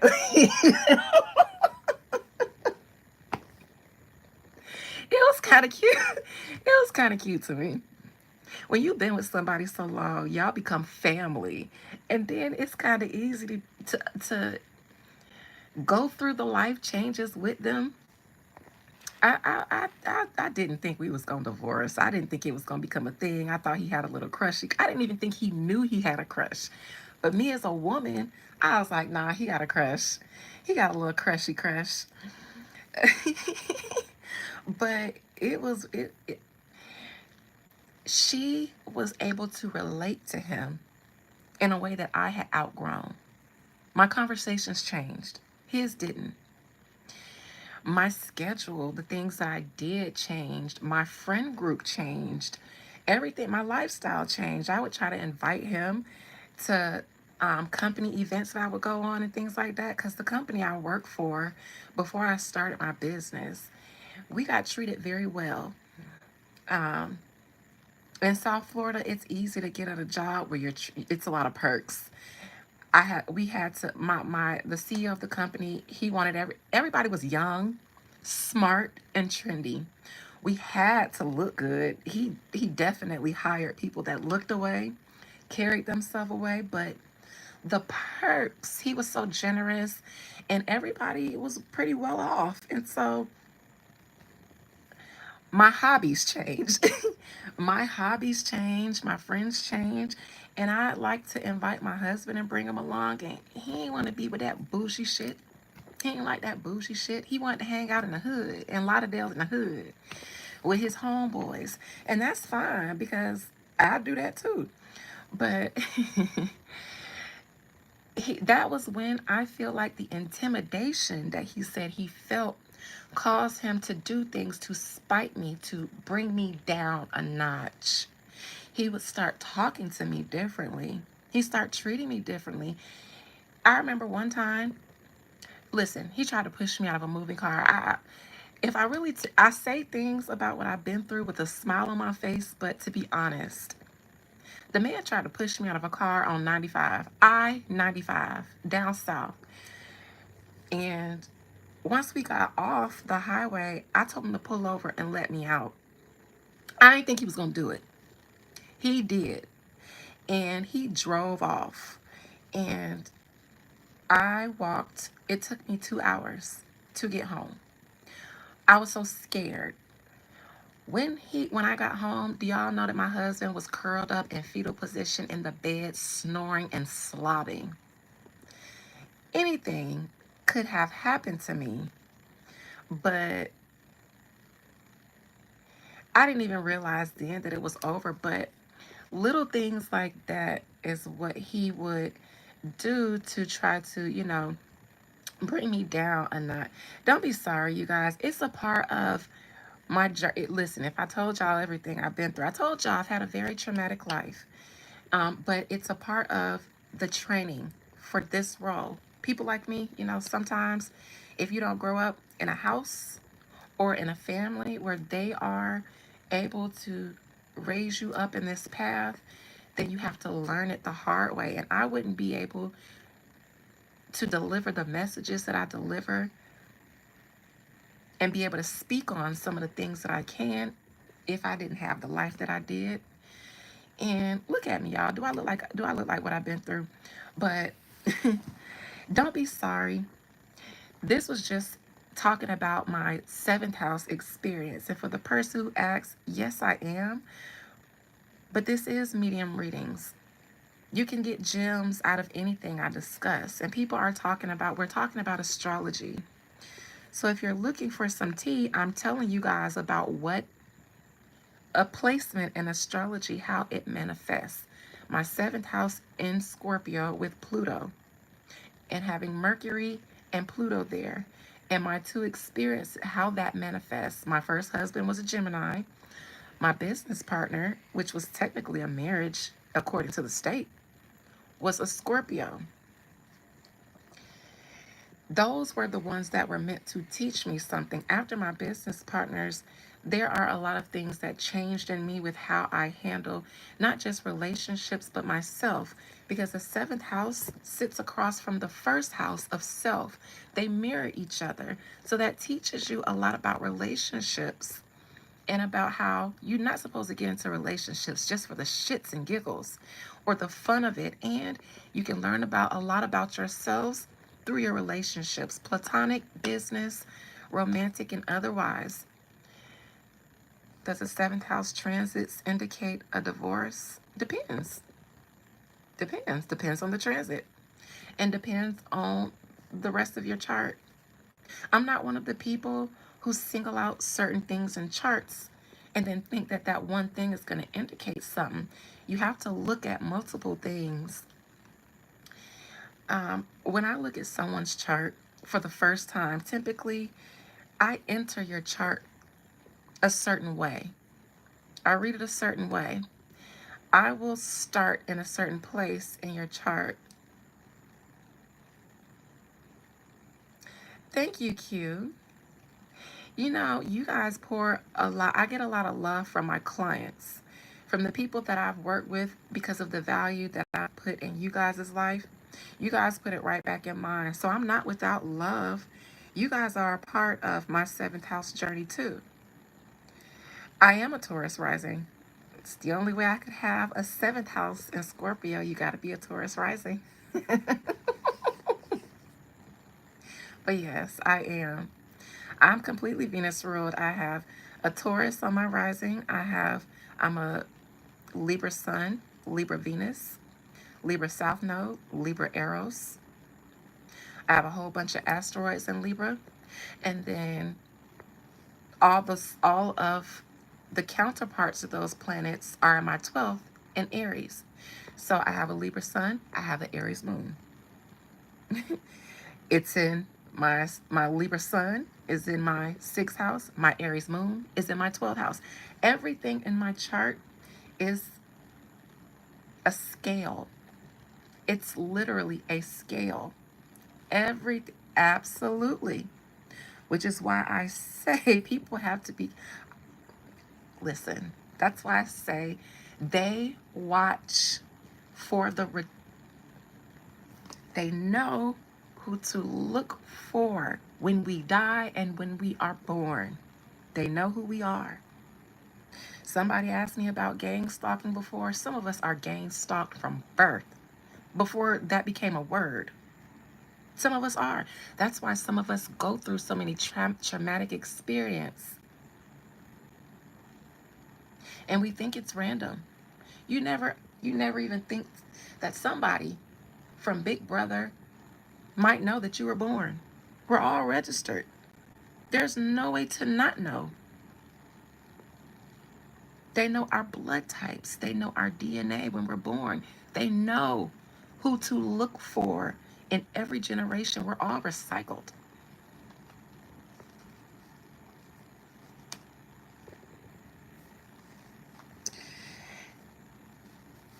But yes, my chart is, that's why I don't like to tell too much of my chart, because people like that clock me like DZ did so easy. And I don't like to be clocked. I don't like to be clocked because I go through enough.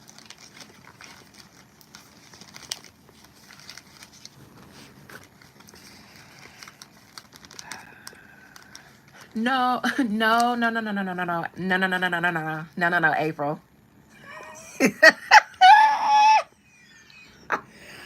Y'all, I love April so much. See, April, check the chat. That's why I said no.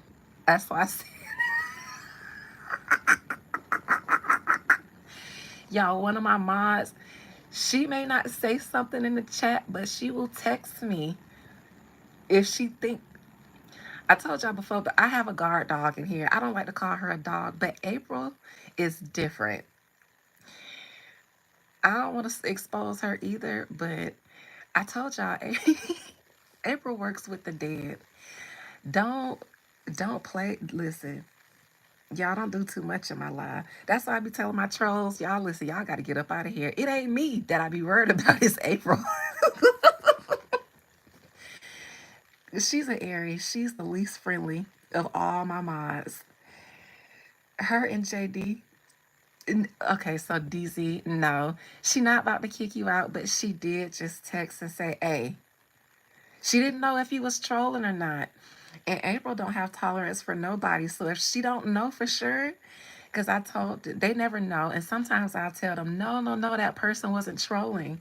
And then I'll tell them no, I told her not to. She was just checking though, because she know what side. I think it was when you said So you are the judge. Stop asking. Just judge with compassion and authenticity. I told her no because I knew you weren't coming for me. Actually, that's something I need to hear, because how would you even know that that's something I ask my spirits about? That is something I struggle with, accepting who I am, because it's like, girl, you crazy. You crazy as fuck. It's weird. But thank you, Bakia Collins Perry. In that blue dress, I was in my purple. Oh, it was a blue dress. It was my aunt's 75th birthday. She's the new eldest of our entire Langston family branch. It was her 75th birthday. I am quite a few of my elders' favorite niece. I'm one of them. My cousin Cookie is everybody's favorite because she was the first. Um, and so I was the MC. So I had to dress up. The only people that had to dress up like that and wear the colors were her kids, her siblings, and me, because I was the MC. But it was my aunt's 75th birthday. That's where I was in the blue dress. And in that black dress, I posted with the gloves and stuff. I was at a gala. Um, but so that was, I have to explain, April. You okay, DZ, but don't take it personally. She's here for me. And I get trolled very intensely, and April don't tolerate nothing. She does be having her finger on the trigger, but she'll text me instead of put it in the chat and be like, hey, you want them out of here? Don't take it personal. And then when I say no, they are right, it be all love. Bakia, I love that name. Bakia. But DZ, I don't need to read you to see that you're harmless. I actually have been enjoying you in here. But to be honest, this is the first time in my life that I've had people to step behind me. And so I ain't used to that. I ain't used to that. My uncle just cut my dad off because of something he said to me, and that's his brother. But he said if my father said that to his firstborn daughter, he'll never have anything else to say to him. So that actually made me cry. He just said that the other month because y'all know my daddy told. Anyways, most of you guys know that story, but it's all love, DZ. I appreciate you being here. I've been enjoying you. I really have. You're a new face here, but I like you. I do. You're welcome, Bakia. I like names that are unique. And that sounds like an ancient name. It sounds like the name of a Mesopotamian goddess. Going to the temple of Bakia. I really like that. I like names. I do. They have vibrations. I like them. I can feel them. I love you too, Miradi. I fuck with you, DZ. I told you I told her back down. It's friendly fire. You won't have to go through it anymore. You have a community here. Me and my community here, we're close. It's the thing that I'm the most proud of for being on YouTube. It's the community that I've built. We celebrate with each other. You know, when I come on live, everybody come in and they greet each other. They be like, hey to each other. You know, we celebrate each other. This is the thing that I'm most proud about for being on YouTube. It's the thing that I'm most proud about is community. And it's a positive one. We just be in here spreading love. And that's why my mods are so the way they are. Um, because unlike TD Jakes, I don't entertain disruptive spirits, because if you got any kind of spiritual power, you don't let people. Was it TD Jakes? Who was the pastor? Who was the pastor? that pastor that told that lady to hush when she had the Holy Spirit because he was singing. Shawnee husband, Pastor Keon. And then had said that she's been acting that way for years. And you ain't got no authority to command that disruptive spirit to peace be still. So there's certain energy that I don't entertain in here, and my mods know that. So if it's trollage, we get it out because this is not the community that I'm fostering on YouTube. So I want you to feel very welcome here because I want you here, DZ. I want you here. I want you here. I don't want you to feel like people don't F with you because I do. I do. I appreciate your tone. I appreciate your insights. I appreciate your engagement. I think you're pretty cool. I think you're pretty smart, intelligent. I think you're pretty wise. And I think you found your place and I think you found yourself in good company. And now that you're a busted baby, ain't nobody gonna let nobody fuck with you either in here. Blood in, blood out. You just got initiated, my boy. If you a boy, I don't know if you are, but gang gang.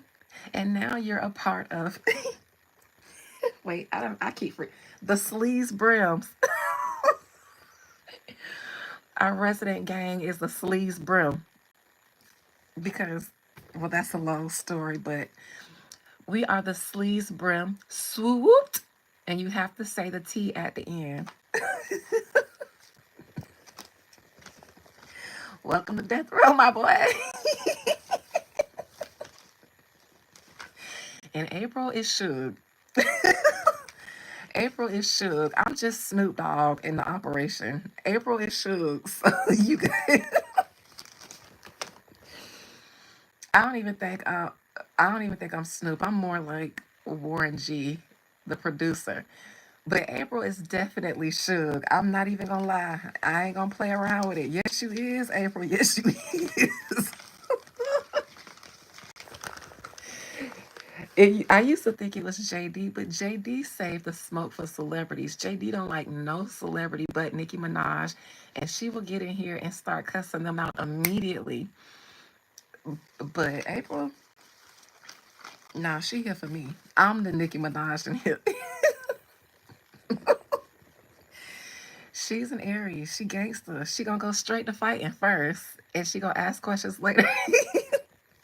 And then the Libra has to step in and be like, hey, hey, hey, hey, hey, hey, hey, hey, hey, hey. Everybody, chill out, chill out. Everybody is true to their sign in here. You guys are true to your natures in here. Y'all are funny. So yeah, I'm surprised y'all in here fooling with me this long.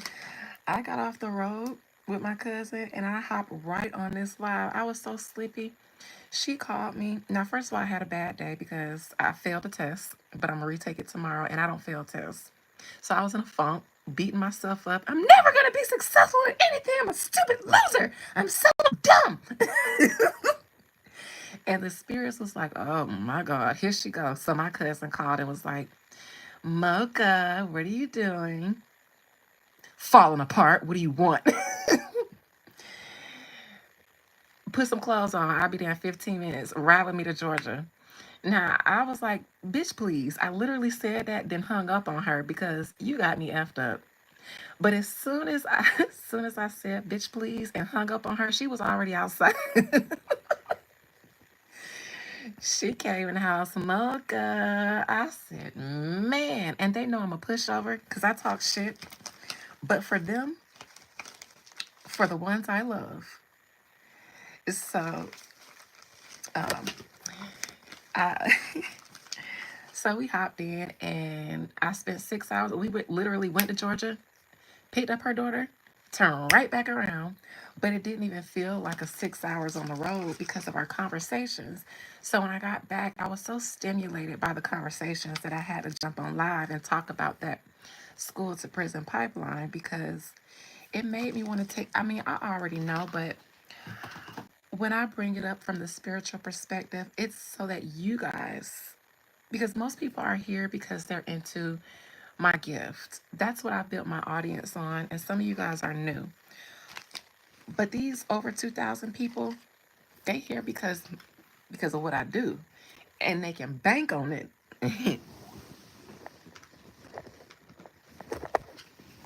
They can take it to the bank. Most of the people that you guys are engaging with in my chat, the majority of them are clients. Repeat it. They're my family now. So they wouldn't be in here if, if it wasn't something going on in here. But so I came in here because I wanted to talk about that. Well, that's why they're here. That's definitely why they're here. Thank you. It's actually not even like a serious test. It's just like the test at the end of this chapter of my course. But I don't fail tests. I never do. I never do. And so, yes, I am very dramatic when I fail because I keep myself at such a high standard. I fall all the way apart. You're so stupid. You're never gonna be anything. How are you ever gonna be successful? But my spirits, they done learned to snap me right out of that. So my cousin came and kidnapped me. I didn't even have a choice. And by the time I got back home, by the time we got halfway to Georgia, I was already over it. She stopped at Dunkin' Donuts, got me an iced latte, and I forgot all about that test. That's that airy shit. We'll crash out real quick, and then 2 seconds later, woo, glad that's over. Anybody want to go for drinks?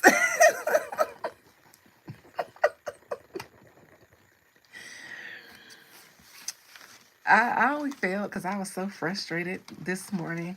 So I'm frustrated because I'm aging. I have a birthday coming up, and I've been feeling a lot of changes in my body that I don't agree with. Uh, Fun fact, you guys, I have PCOS, and I believe that I am starting premenopause a lot early. Naturally, I shouldn't have to experience this for another decade, but it started last year. Around this time last year, my cycle came on like April last year.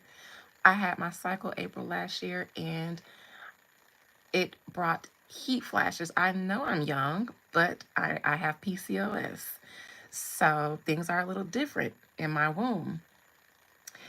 It's like a hormonal imbalance. It makes it difficult to have children. I have a lot of cysts in my breasts and on my ovaries. Absolutely, I am overheating right now. That's that's yes, I'm overheating right now. I'm hot as fuck right now. So my cycle last year, it was accompanied by heat flashes. And that's when I start thinking, something ain't right. Something ain't right. But then that stopped. But this year, let me tell you something. Because I'm small, I don't have anemia. I'm not anemic, but I've always liked warm temperature. I am a person who walks around in onesies and blankets, and it's for the comfort. I like to be bundled up, and I'm usually cold. This year, this year, nigga, this year, nigga, I have hot flashes as a symptom of PCOS. Well, I've never had that symptom. The only symptom of PCOS I've ever had was fertility challenges. I did have a miscarriage, and that's when I found out I had PCOS. And then after that, we stopped trying. I wanted to stop trying. That was me being dramatic. I just got into a funk, and I felt like something was wrong with me as a woman. I didn't want to black cohash. Okay, I will. I didn't want to have another miscarriage, have a bunch of miscarriages and disappointments. So I got on birth control. But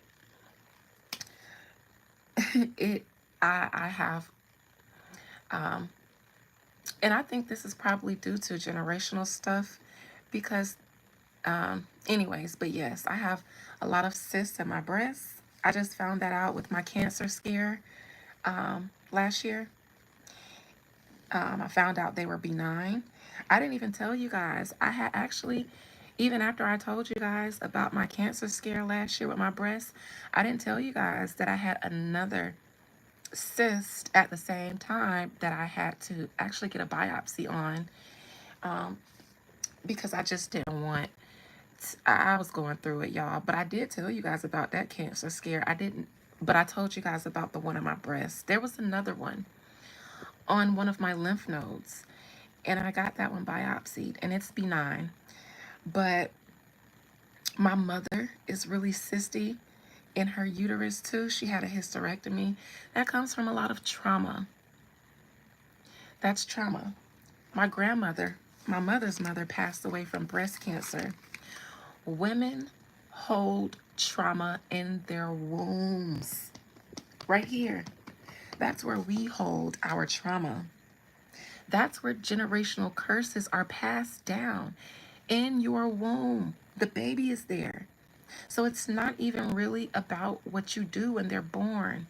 This is why you have to do a lot of healing before you become a parent.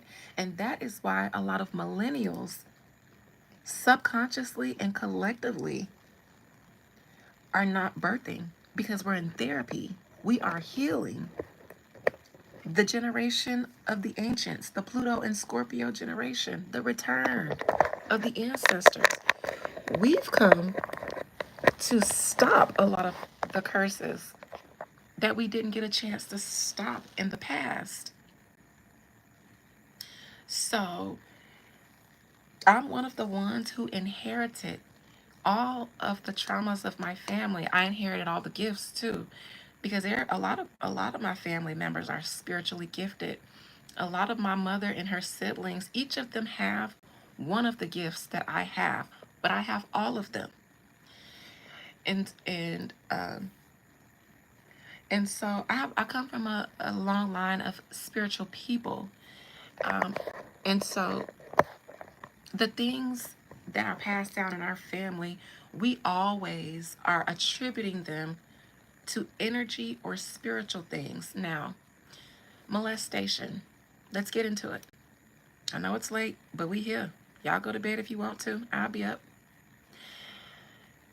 That started generations before in my family, and yes, I've had that. We've had that issue in my family. Absolutely had. I can't speak to that about marijuana while you're pregnant. I can't speak to that. I'm not a doctor, so I'll never be able to speak to that. Now, I have a cousin who smoked her entire pregnancy, and she's smoking on her current pregnancy. Her child didn't come out with any birth defects, but she did have some challenges in her pregnancies. And I don't know if that has anything to do with it, but her child is fine. Her baby's fine. And it was just weed. She wasn't drinking liquor or nothing like that, but her baby's fine. Healthy, breastfed, big, strong, smart. But she had some problems carrying. She's pregnant right now, only a few months, or maybe 4 or 5 months. Not even 5 months yet. She hasn't found out.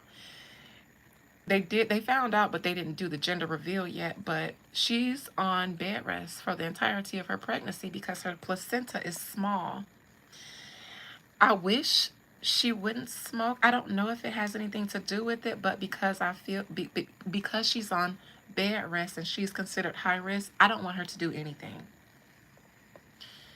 But that's the only thing I can speak on it about. I can't speak of what it will do. I haven't birthed any children, so I don't, and I haven't birthed any children while on marijuana, so I can't speak to that. But molestation, that's been going on for generations in my family, within the family. Okay, I have one of those families, um, and it's always been known and it's always been talked about. But it's never, so my mother talks about how one day they got together. My mother, her siblings, my grandparents, her siblings, all the people that were involved. I don't think their children were born. They had to sit down so that they can confront, um, so that they could confront the relative that had been running through all of my grandmother's children, including his own sisters and stuff like that. My mother had never been fully penetrated, but she had been molested. Her sisters, though, and some of her cousins, they didn't have that luxury. The perpetrator, he took his sister's virginity, ruined his sister. So we got shit like that. So all the women who had been through it decided to call a family meeting, actually in this house that I'm in, because this was my grandparents' house, and now it's me and my sisters and my mother's. But it was in this house, in the living room, right over there. And my mom said my uncle, my mom's brother, is the pastor, and he was supposed to kind of mediate. And all of the women kind of went around the room and were supposed to share their story and confront the one particular relative who was responsible. My mama said my uncle, my mom's older brother, shut it down. When it got heated, shut it down. And it got nowhere. They shut it down. His mama, the perpetrator, his mama was there, and she was mad because she feels like what go on in our house or in this family should stay. We shouldn't be discussing it like this. Especially the fact that her daughter was there talking about what happened to her. And that's why her mom was like, nah. Now, my Aunt Lillian, that's my grandmother's sister, treated her daughter horribly. Horribly. Treated her sons amazingly, including the one that was a pedophile. And they shut that down, but nobody saw to it. Nobody stopped my uncle from shutting it down. None of them did. And so everything continued to get swept under the rug. And you know what happened? He didn't molest us, but that energy of molestation visited their children. So out of their children, I am towards the end of the grandchildren. My grandparents, it has to be maybe 28 of us of their grandchildren. My oldest first cousin is 51 because my Aunt Val had her when she was 13. She got pregnant when she was 13. She had her when she was 14.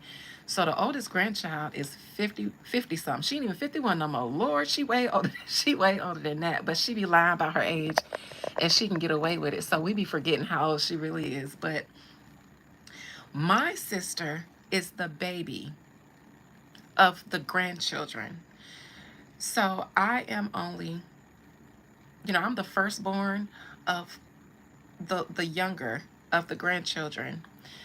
I'm the last one that was molested in this family.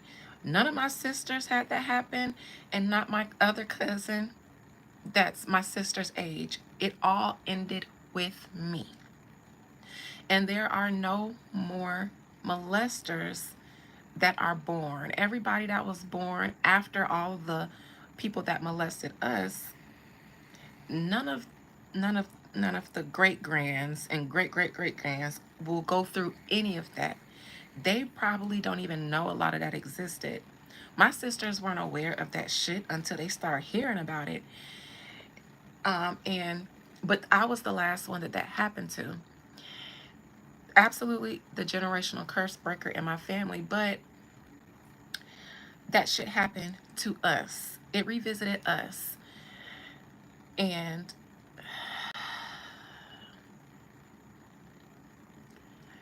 I don't even know how or why I got on this. It has to be a reason I'm speaking about this, but um, I don't even know how we got here. How did I get on this so I could figure out why I even brought this up?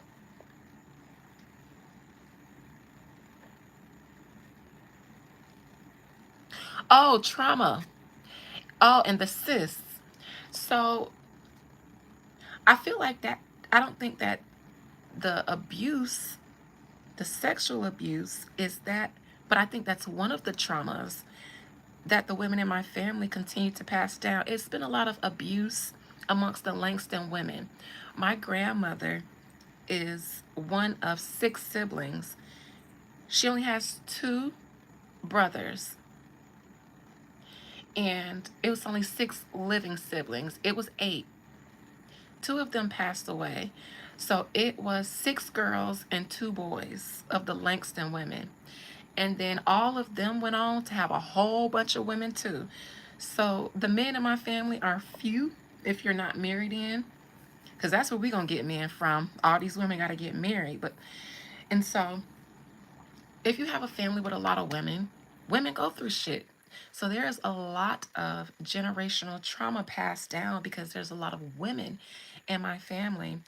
One of my grandmother's sisters, I did a whole video on my Aunt Minnie, and I read her because rumor has it she passed away because she used to get beat up by her husband, and they feel like he beat her up one time and it did her in.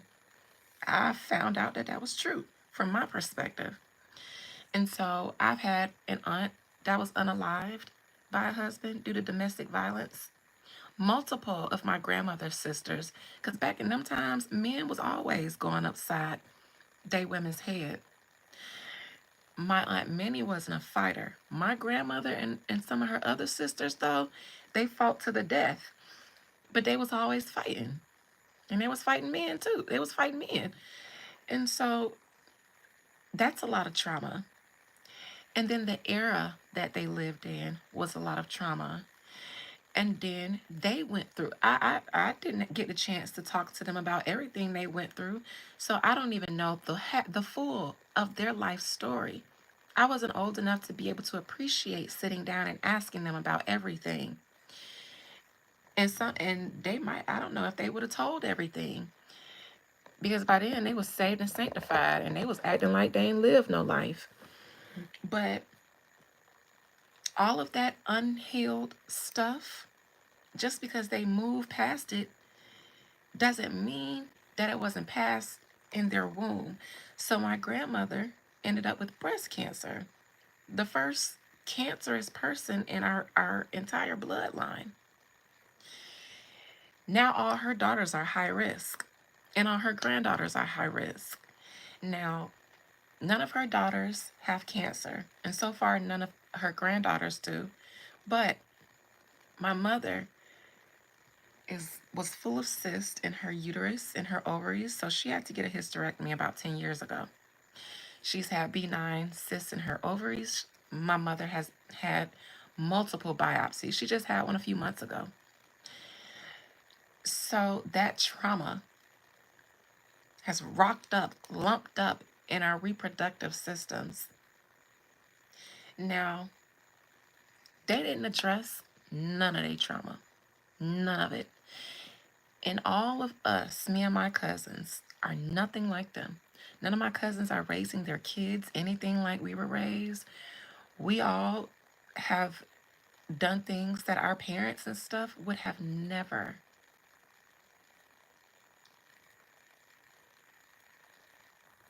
No, it ain't cleansing through cancer. No, it ain't even cleansing through cancer. The trauma is the cancer, and it needs to be addressed.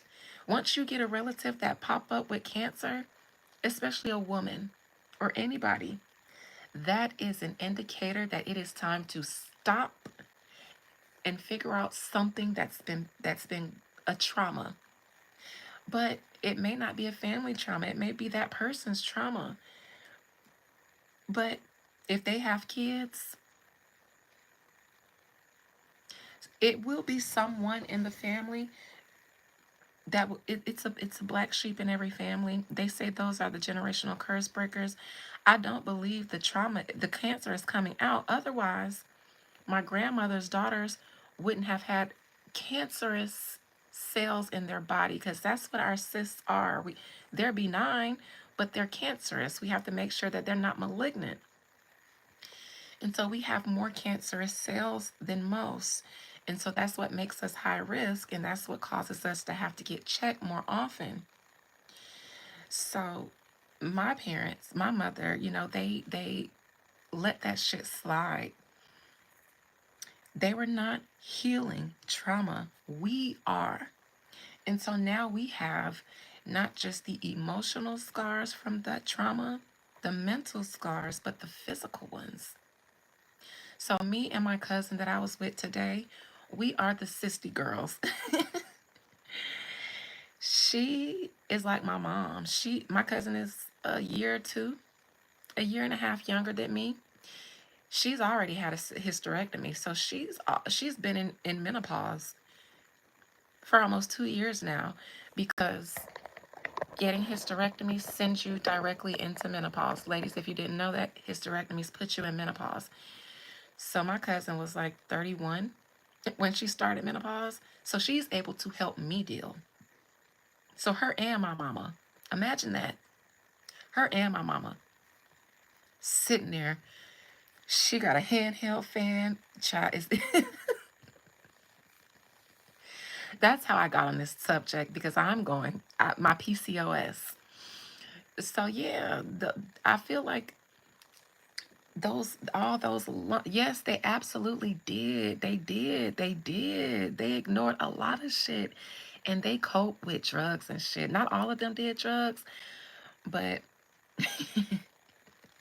my mama, she ain't do crack like that, but her heyday was the 70s. So weed and cocaine, yes, God.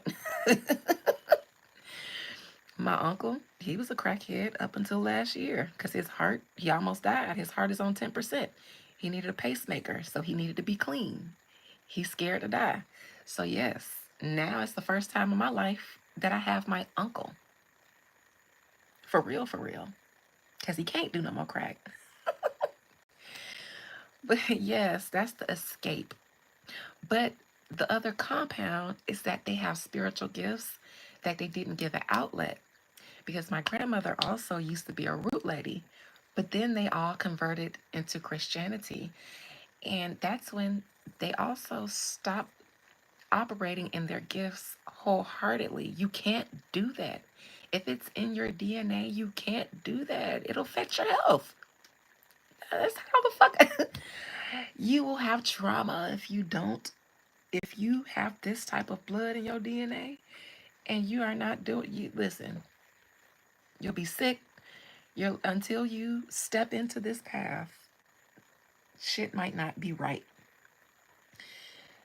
So they kind of cut theirs off and wondered why, they weren't excelling even in church. But church will, if you got gifts like that, then you will be shunned in church, or they'll sit you down, because you usually have a hierarchy in church, and they usually ain't really gifted like that. Mm-mm, mm-mm. They're ordained, but they don't be really having gifts.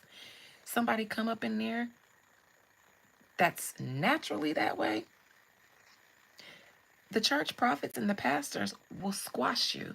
They will sit you down. They won't put you up in the pulpit so you can steal their congregation with that real gift. They will sit you down. Almost happened to me.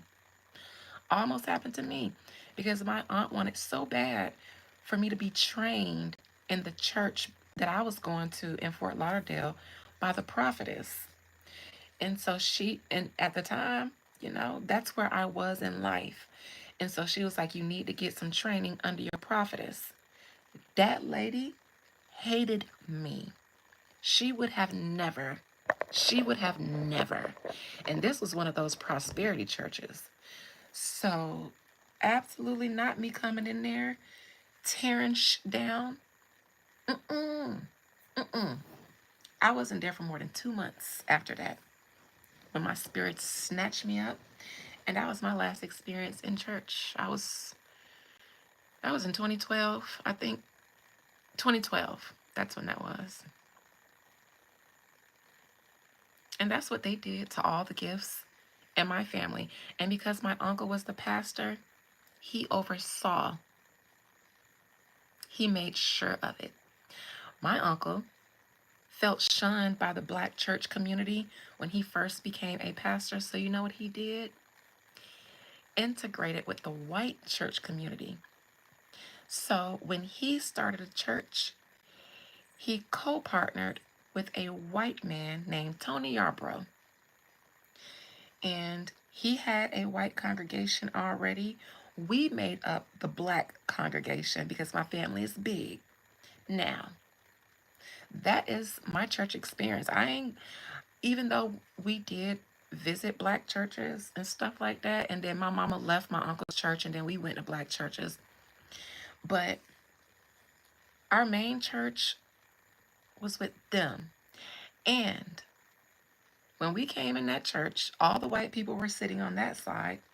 And because my family is so big, we obviously took up a whole section. My uncle would tell us at Sunday dinners after church, he wanted us to stop sitting amongst each other because it looked bad. He wanted us to break up and sit amongst them.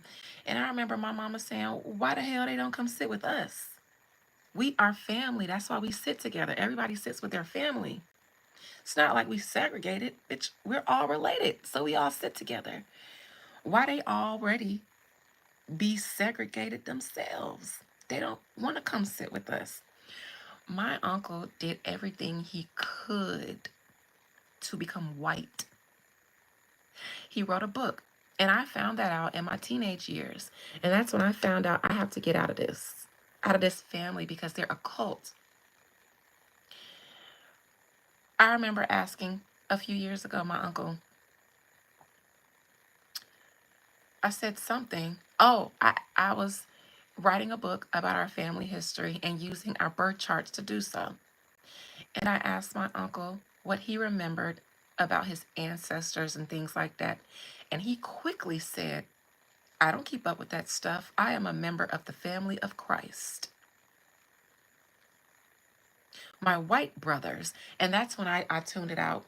But that is also another compound of generational trauma that he experienced. And he kind of put that on the whole family, and they let him. They let him. He was the family pastor. My grandma submitted to him. My grandparents submitted. All of our parents submitted to his spiritual authority. He didn't like for. Anyways, I'm not going to go too deep in that, but that's just some of the generational trauma that's passed down. Now, my mama had it bad with him because she's the baby. He's very controlling. He's very patriarchal. And he's very much women. He's a Scorpio too, actually.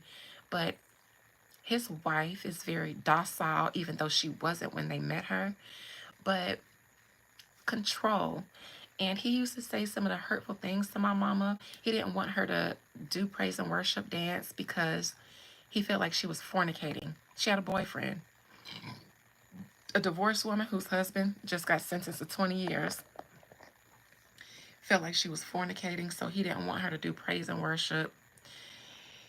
He did a lot of judging her, so that's how she ended up leaving that church, and we went to another church. But all of that stuff, none of them did anything with. And this same uncle that I'm talking about, and I have to be transparent, all of my family, if they knew I was putting this shit out here, they would hate me for this. Y'all seen Queen Sugar? When Nova wrote that book and how her family hated her, my family would hate me. They would hate me for saying these things publicly, but they need to. They need to.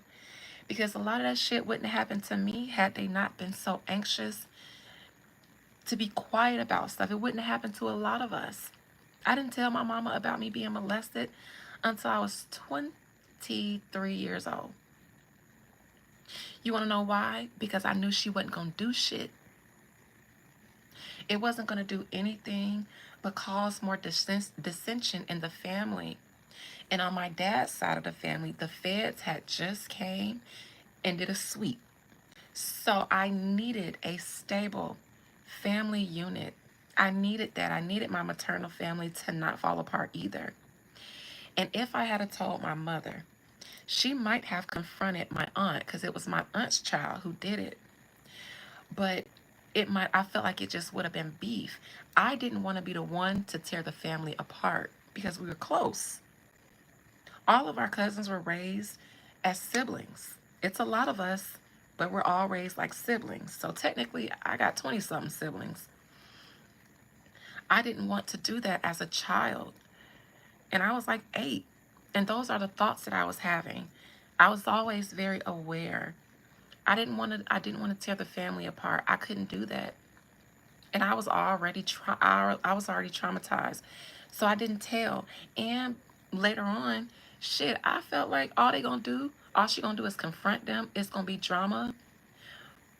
But my aunt ain't gonna like me.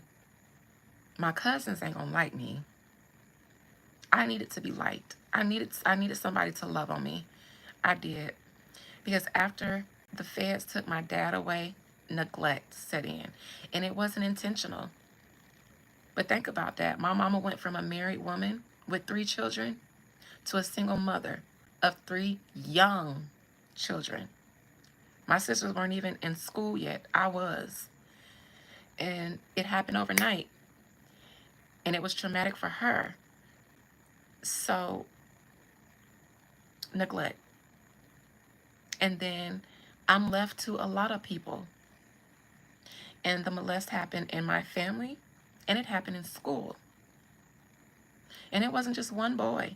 It was a gang of boys used to trap me on the playground, in the bathrooms, hands all over me in kindergarten. I remember telling my teacher, she slapped me.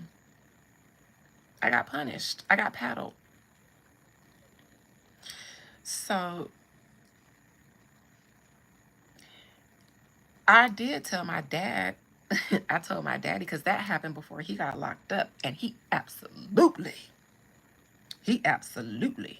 the sheriff was at my house that night, waking me up out my sleep and asking him to asking me to show him on my Cabbage Patch doll where I had been touched. And I remember that sheriff, he was so gentle and so kind to me. I remember he cried. And I was so confused though. Because why was this white man, I was a little bit scared because it was the police, but he was in my living room crying. Because he had a daughter, my age. And because I had to tell him that it was a lot of boys. I remember him saying, do you know the boy's name? I said, it's a lot of boys. And he dropped his head. It didn't happen in my family. And I didn't tell a soul. Until I was older. But my cousins knew. They knew.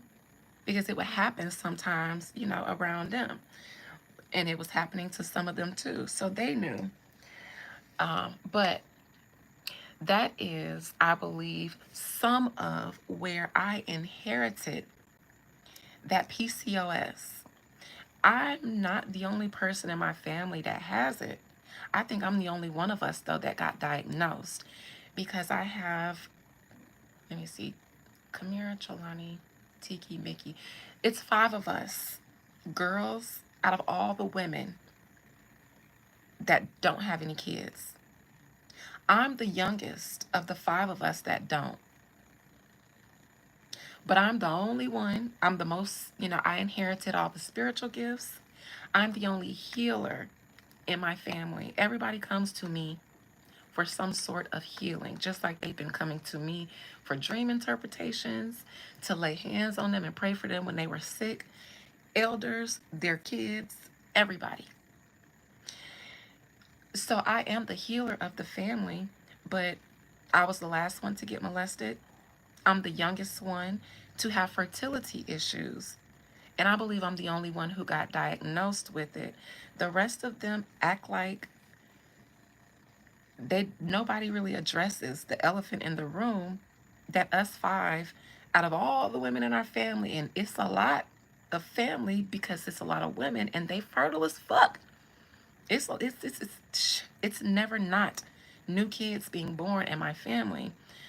Yes, my soul did go. It did. I have a very, very, very heavy soul. I'm sad often. It's a burden that I carry. No matter how much I heal, those memories don't go away.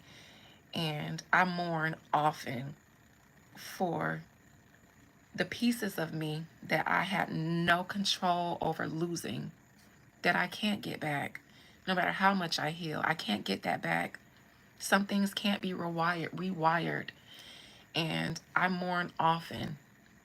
I go through melancholy a lot more often than others. But I also carry a lot of people's burdens too. You guys come to me with a lot of shit, and I weep for you guys too. I see the world through a different lens. I don't get to enjoy a lot of the good stuff that most people do that aren't aware of this side of nature that I am. But they act like that there's no elephant in the room. Like, they still, I have a cousin who's 50 something still saying that she wants to be a mother, and she's a nurse. I know that she probably knows that she can't have kids. She's never been pregnant. She's been married. I have a cousin who's just turned 40. She's a little bit older than me. I think she was pregnant. She had a miscarriage.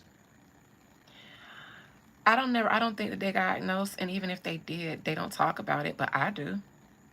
I do. I got diagnosed. You know, the only thing I don't do is go through any treatments to help me get pregnant. Because for one, I ain't married no more. And do I not no more? DZ. When I was in my 20s and I was in the height of my wifelyhood, because my entire 20s I was married. I didn't get divorced until I was in my 30s. And I got married at 21. I believe I was 21, he was 22, but we were engaged when I was engaged when I was 19. No, I was engaged. I think I was about to turn 20. No, I got married 2 weeks before my 24th or 3rd birthday. It was 2011. I was getting ready to be 24 when I got married, but we were together way before then. I wanted kids really badly in my 20s when I was a wife, because that's what I was supposed to do. I had a lot of pressure on me. My husband was the only boy. His daddy,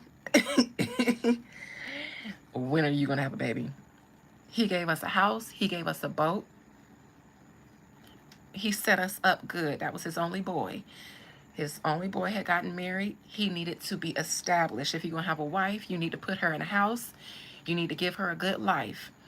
And so I did. And it was absolutely devastating. Do I see, or no, I do not. No, I don't want it. I don't not want it. I'm at a place of peace.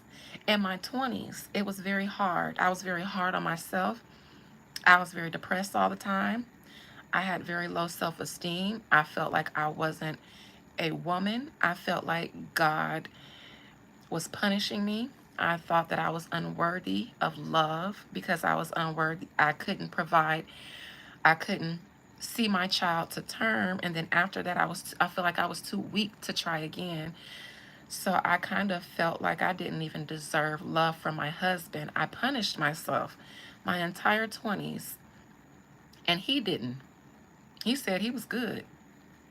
He was like, if we have some, we have some. If we don't, we don't. But that's not what I wanted for him. I wanted him to experience that.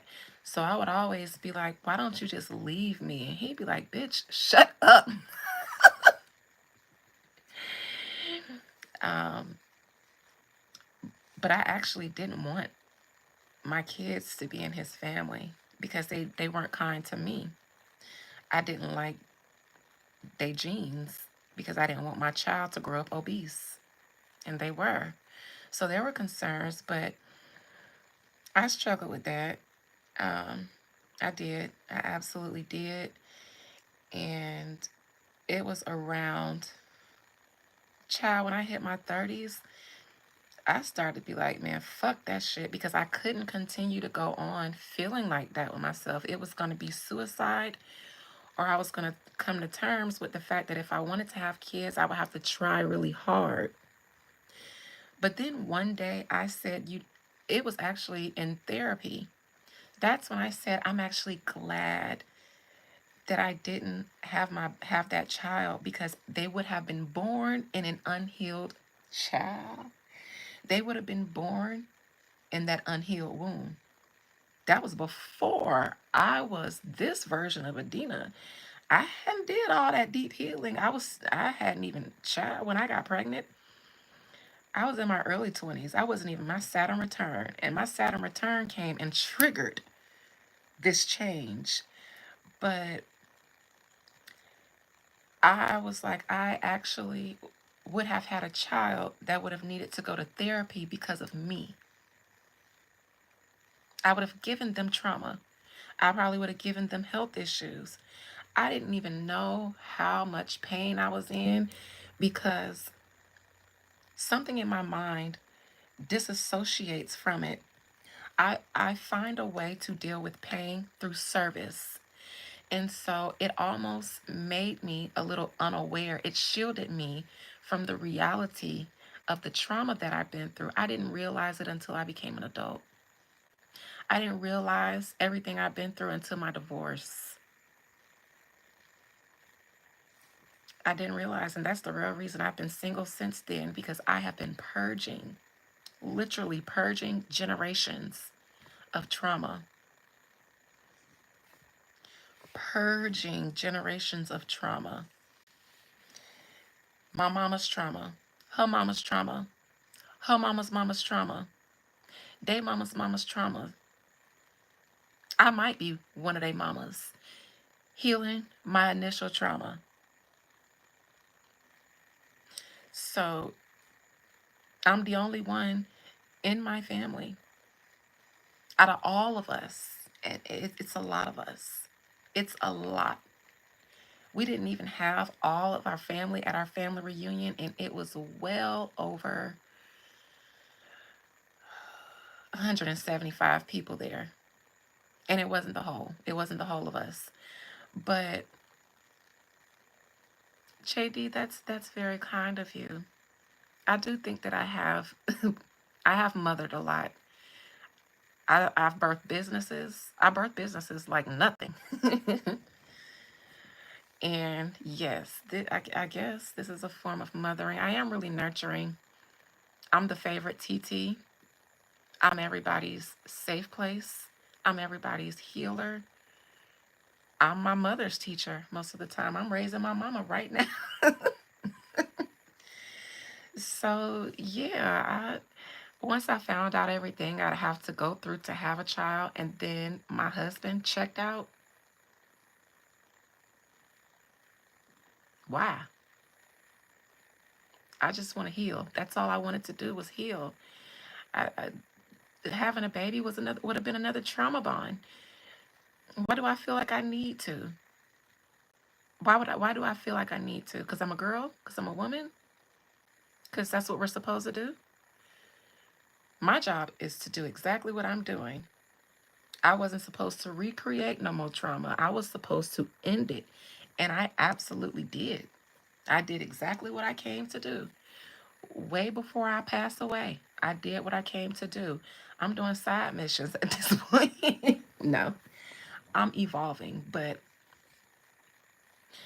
at least I did that. I'll go to my grave knowing I was the last one to get molested. Nobody touched my sisters. And if they did, I would have killed them. And I know I'm probably not supposed to say that on YouTube, but in all sincerity,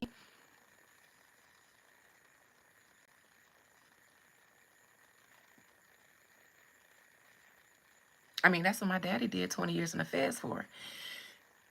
Some things, it, if anybody did that to my sisters, now fortunately I'm a woo lady now, so I can handle it differently. But that's the type of time I would have been on back then. But I handled it. It ended with me. Even me talking about it publicly to y'all, something that they couldn't even do amongst themselves.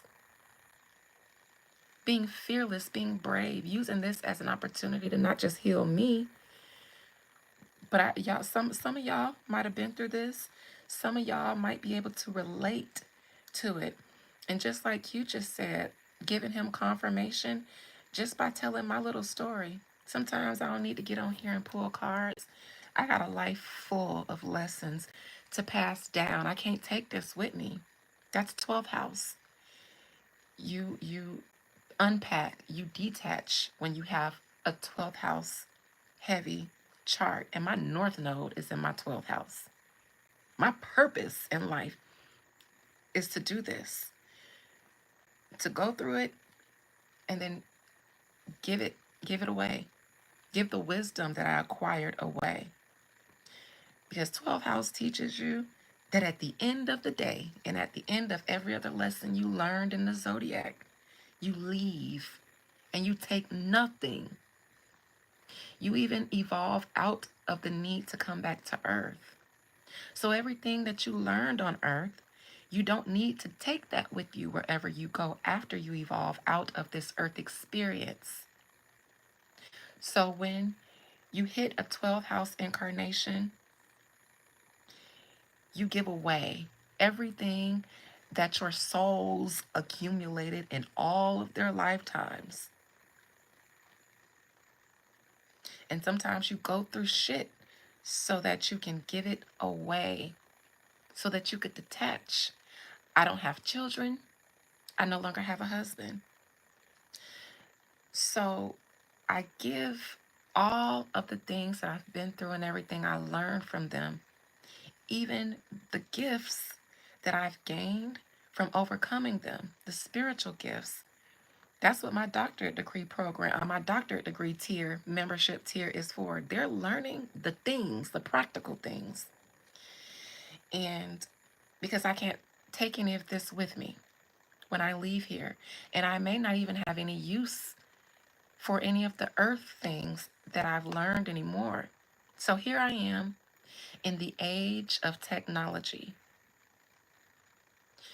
on a platform, one of the largest platforms, giving all of it away to whomever finds themselves here. This is what I'm supposed to do. I came. I don't know if I conquered because that shit hurt, but I came and I did. I came and I did. That's I'll find out if I conquered later on, but I came and I did. So that is my, I don't even know how we got here, but that was my PCOS story and how I view it. How I view having a body full of cysts and a mother's body full of cysts and a grandmother's body that had cancer in it.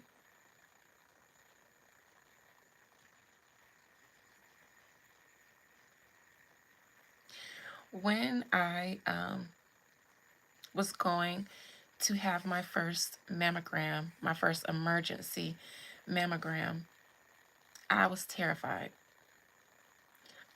Those days prior to it, I had found myself, I've never feared death because I've had a lot of experience with it while alive, meaning it's I'm a medium.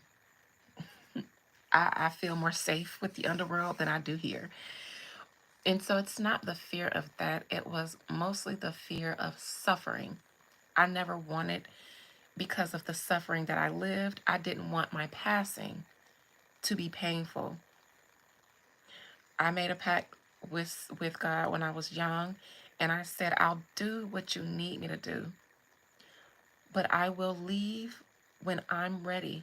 I promise I won't tarry longer, but I'll leave when I feel like I've done what I came to do, and I will give up my ghost. They call it giving up the ghost. I promised that I would give up my ghosts willingly. You won't have to snatch me out. I will willingly, when I feel the time come upon me, when I feel the spirits calling me, I wouldn't tell them, hold on.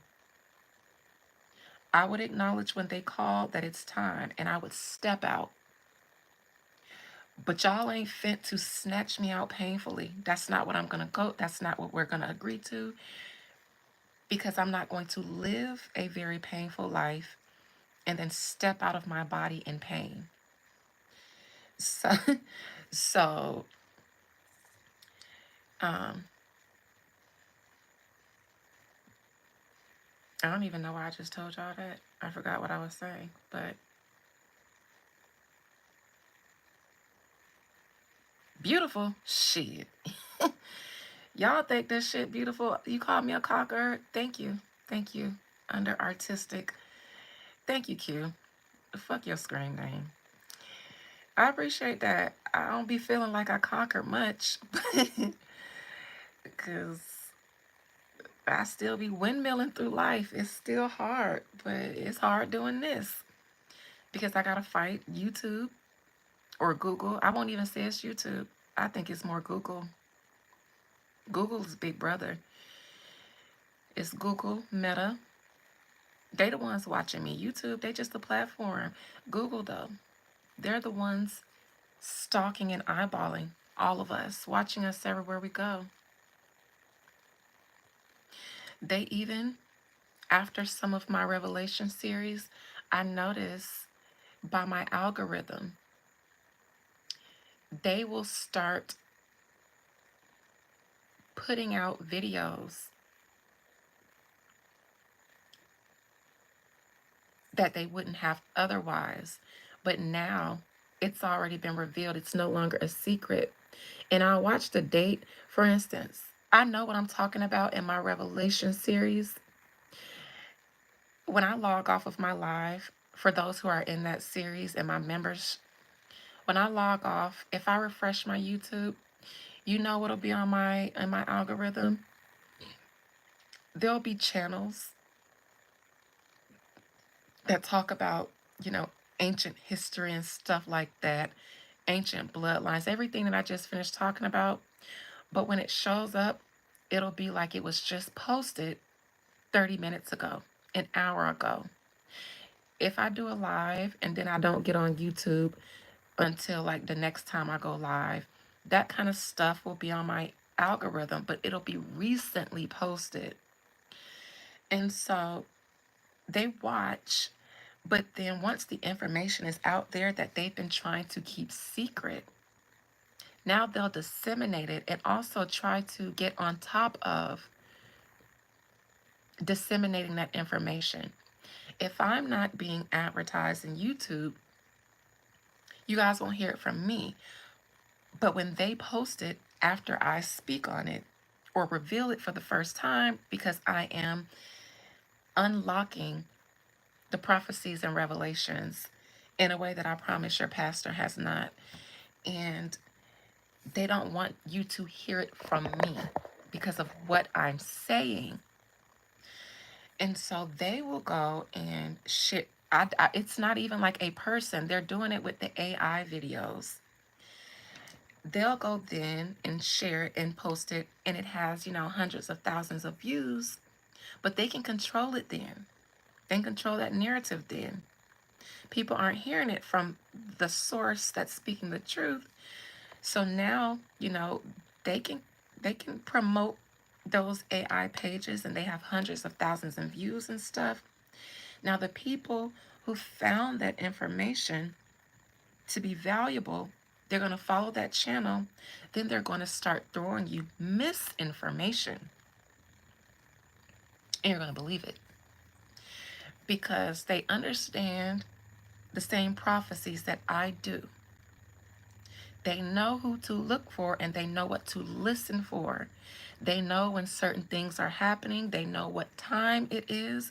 So they know when to enact a plan, prepare for a time such as this.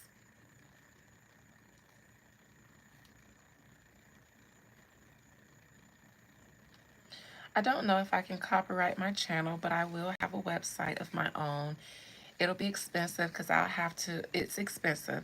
So I'll just have to wait because I'll need to be able to stream, have a server to stream from on my own website. But those are the things that I noticed. They listed in on some of our consultations. If some of you have done a consultation with me over FaceTime, some of you have noticed in the middle of our consultation, little thumb emojis popping up out of nowhere. Thumb emojis, heart emojis. I'm not doing that shit. You're not doing that shit. Just out of nowhere. At certain junctures of our conversations, if I have, if I drop a gem in our consultation and we're on FaceTime, and I'm only saying that to the ones who might know, because I don't do FaceTime with a lot of y'all, but for the ones that I have done it with, we're on FaceTime.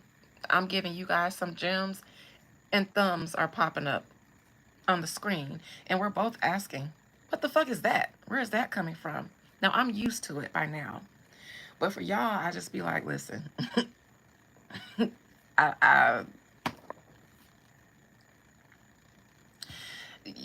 you just got to not be scared around here. It's not too much I can do to where they can't listen in and watch. But they want to know what I'm saying. Because a lot of this stuff, they don't even know. Like the Vatican, consolidating all of the oracles from the OG Sibyls, using it as a method of control and power, but can't understand them. That's why none of your pastors can accurately,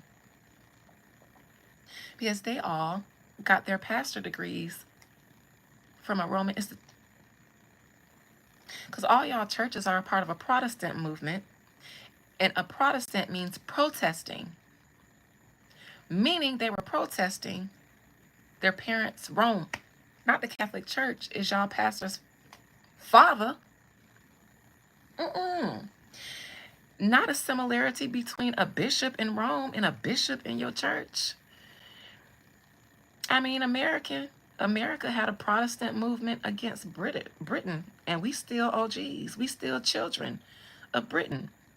So even though Martin Luther had a disagreement with Rome, it's still Rome's child. That's why they don't get taxed, because they preach the Roman gospel.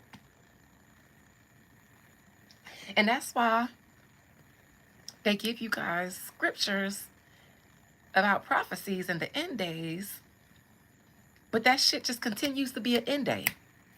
It just continues to be end day. Y'all just gonna be waiting forever for this stuff to happen?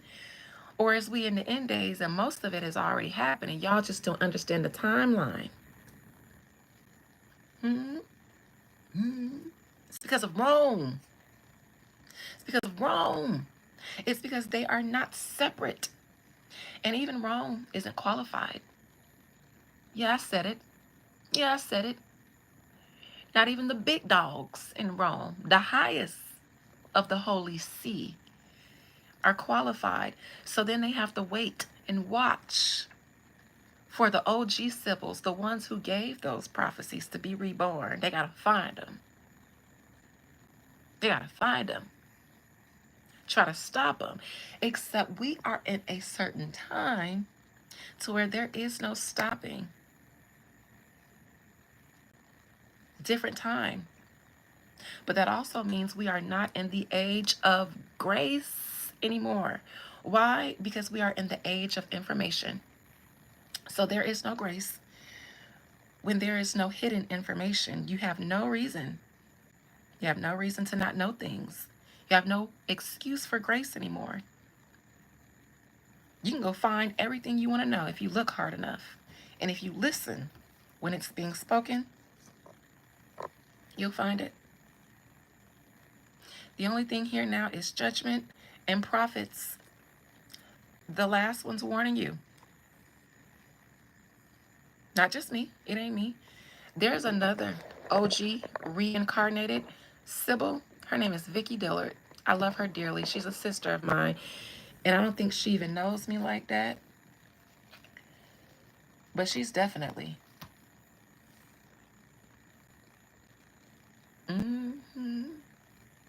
So even that's why they pay attention to certain of us, and they'll play around.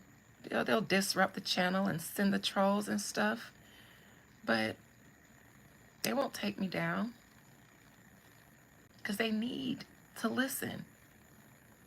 They need to be able to understand the things that they haven't been able to understand so that they can get ahead of it. How the booty though? Soon as I start talking about the Pope, I was waiting on y'all. I was waiting on you all. You're late.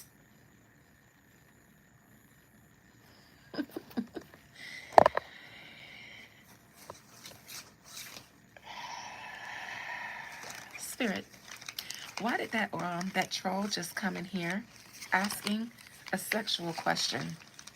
That troll that just came in here asking me about how's my booty? Why did they do that? Now, the trolls have been quiet for a moment. But I remember I mentioned someone, an institution in particular. And the next thing I know, how's that booty though? That means the troll has been in here. They heard what I said, but they said, how's that booty though? The though gave it away. Had you only said, how's that booty? I would have thought you just came in here and started trolling. But no, I dropped a gem and then you started to interrupt. Yeah, but how's that booty though? Yeah, I heard everything you just said, but how's that booty though? Though meaning, yeah, I heard what you said, but. So you guys sit in here and you wait until I say something that you don't want me to say, but you need me to say it anyways, just not in front of them. Spirit, why did that one troll just come in here as I was talking about the holy can't see, the holy blind? Why did they come in here then? Is that a coincidence? That's what they're paid to do. They've been sitting in here this whole time. They know when to be quiet. There's less trolling on this side, more trolling on this side. When I am dropping too many pentacles, then they troll. It's okay if I'm doing my little 1-2, but if I hit y'all with the 1-2 plus another one, now you're doing too much. Now you're doing too much. Because the person holding this, they're supposed to be the ones disseminating this information where they see fit. They hold the scale. You don't get to say those things. This man does. And he decides who gets the gems. Fortunately for them and unfortunately for you, I decide because they're my gems. Not the oracle returned, not the reincarnation, the world card, the fulfillment of the journey, not the Sybil. In the midst of the four watchers of the earth, the Sybil will be able to speak on past, present, future, outside of time. A mind that works outside of the constraints of time and matter.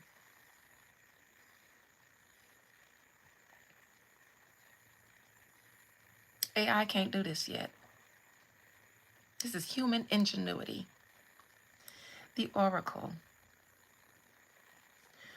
We set the tone of how the drum, the rhythm of the drum. We're the drummer girls.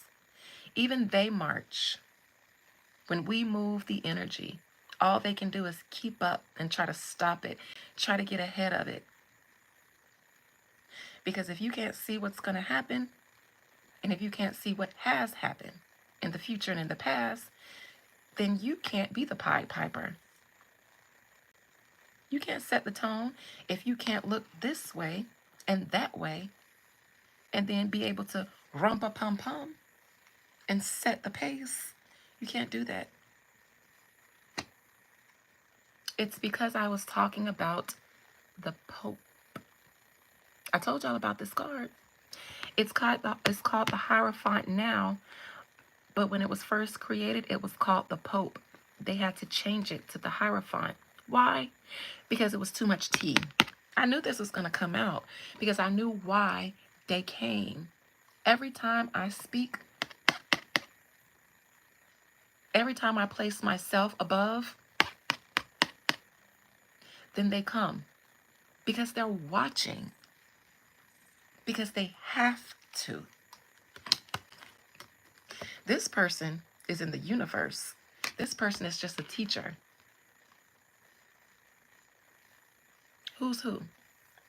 This is a woman. Because you can't do this. Clothed in purple, the royal garment. You can't do this. She's innocent because her nature is to do this. You, though, you can teach your bishops and then they can go deliver whatever you taught them.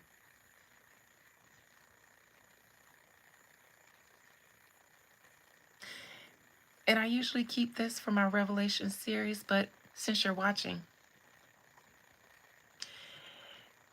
and he, meaning the beast, was given the keys to the bottomless pit.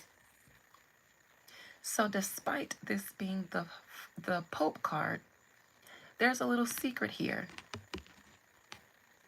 On the bottom, these are keys. Keys to what? And the beast was given the keys to the bottomless pit.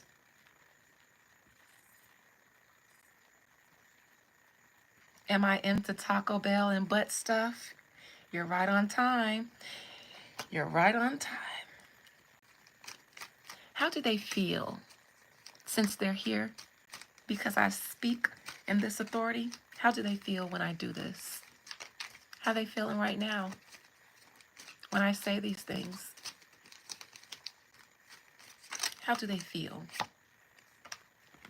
Judgment, not raising the dead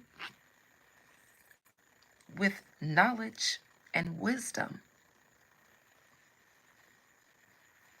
Some of you guys are coming alive right now, having aha moments. They feel judged by the divine. Not one of the angels coming to blow the trumpet and raise the dead. Is that why they watch me? This is a major arcana. Actually, all three of these are. I have a stellium in my 6th house. Now, 6th house deals with the physical realm. The 12th house deals with the spiritual realm. 6th house, another incarnated one. She's here in the flesh. They're here, feeling judged, taking down patriarchy. Not taking down patriarchy. Not the curses and the lie. Oh, there's the divine mother, and the undivine father.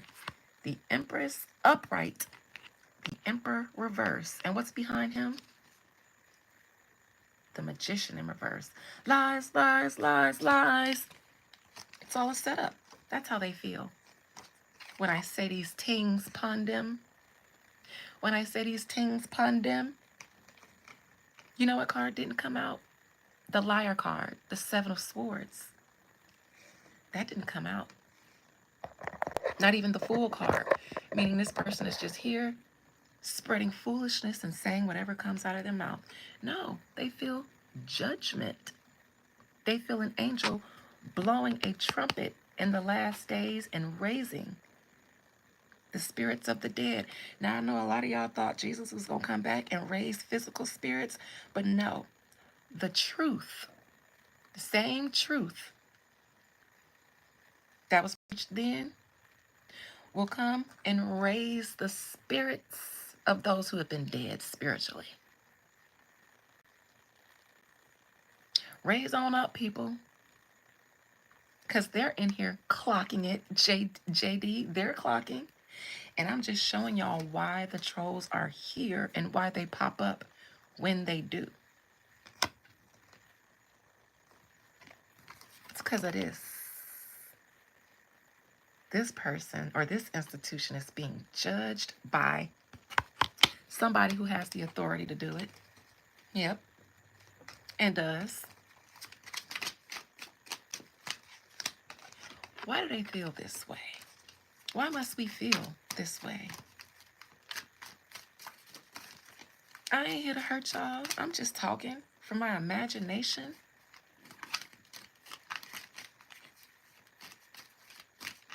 I ain't spread no violence. I ain't none of that.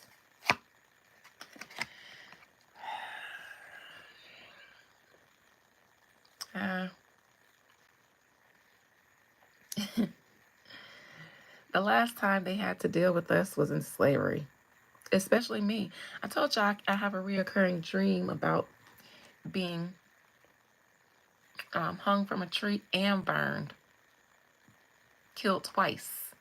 See that tree?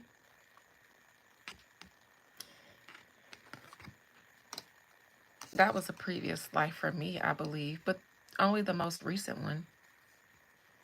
They probably killed me many times. Ooh, this is a mad card. This could be a killer in reverse. This is mad. This is mad, I tell you. Mad enough to put my hands on you. Oh, we got to take her down. The Chariot, with the Chariot in reverse, no movement. Now this figure is the Emperor. I would be knocking the Emperor out of its power position by saying these things, them. But Spirit, I'm just little old me. I don't have a large channel. I don't have a large viewership. Last time I checked my analytics, my subscribers had gone down, meaning the rate of which I get new subscribers had gone down. The watch time has gone down. People ain't got time to listen to this stuff if I ain't talking about what they want to hear. I have less than 3,000 subscribers. Why? Why this channel? People say a lot of stuff. King of Pentacles in reverse. A lot of male energy here. Ooh.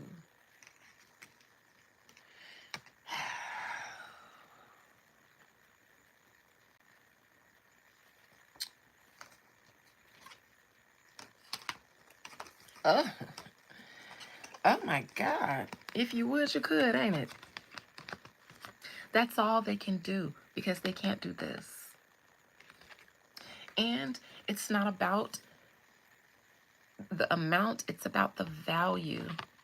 It's about what I'm saying. It's about what we talk about here. Pentacles are substance. So I'm good when I'm talking about celebrity stuff and shooting the shits with you guys. But once I become the King of Pentacles and start giving you guys an abundance of substance, then they come to kind of interfere with my live. This is usually my live card. Because the things that I speak about, I didn't learn from anyone. But my swords are upright. I'm telling the truth because of that team there. And what sits behind me. This is the real Holy See, is it not?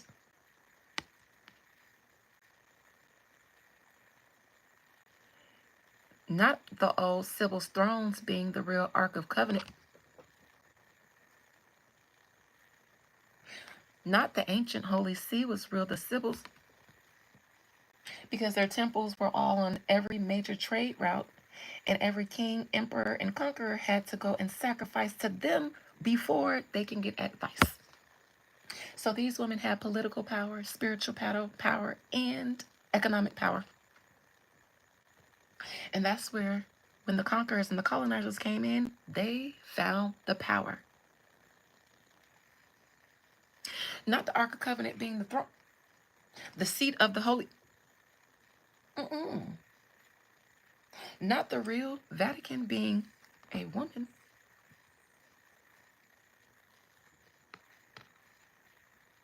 Led by La Luna. Feminine water. Feminine woman. Feminine.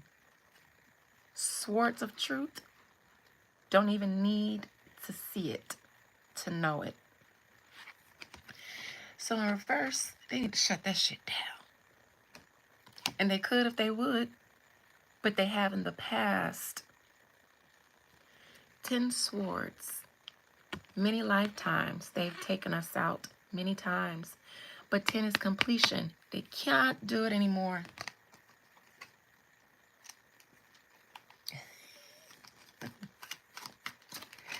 Ten of Swords, because they would if they could. Not the 10 to the 8.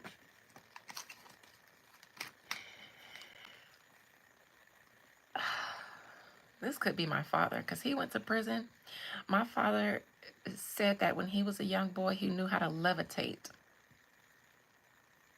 I told a lot of my subscribers about that. I won't go over it too much, and how he got caught by my grandmother and how he got punished because a white man from the newspaper caught him outside floating up a tree.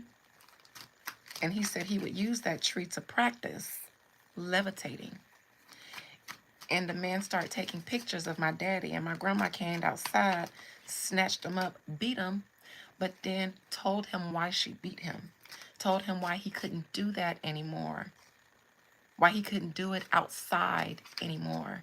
Why he had to stop doing it. It ain't safe.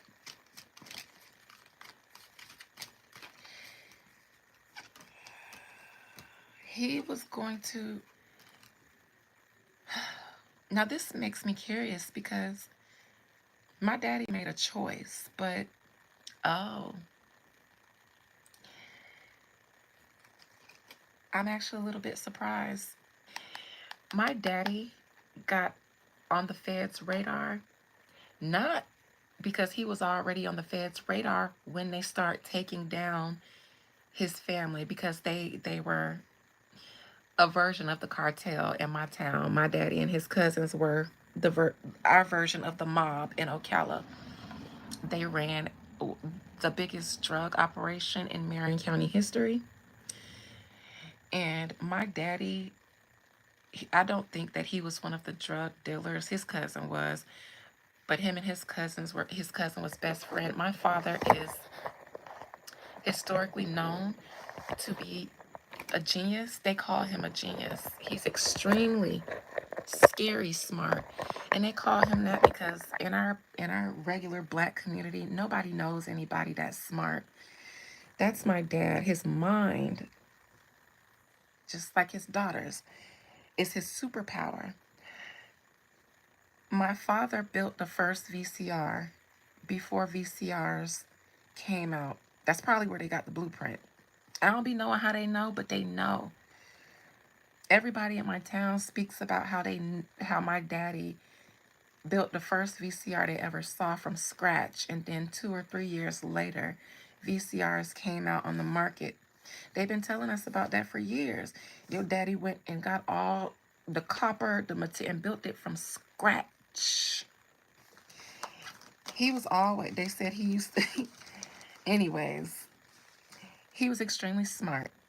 Now, my daddy was around that drug operation for one, because that's his family, they boys. But my daddy is the brains. So he was always around to lend good sound advice that nobody else could think of.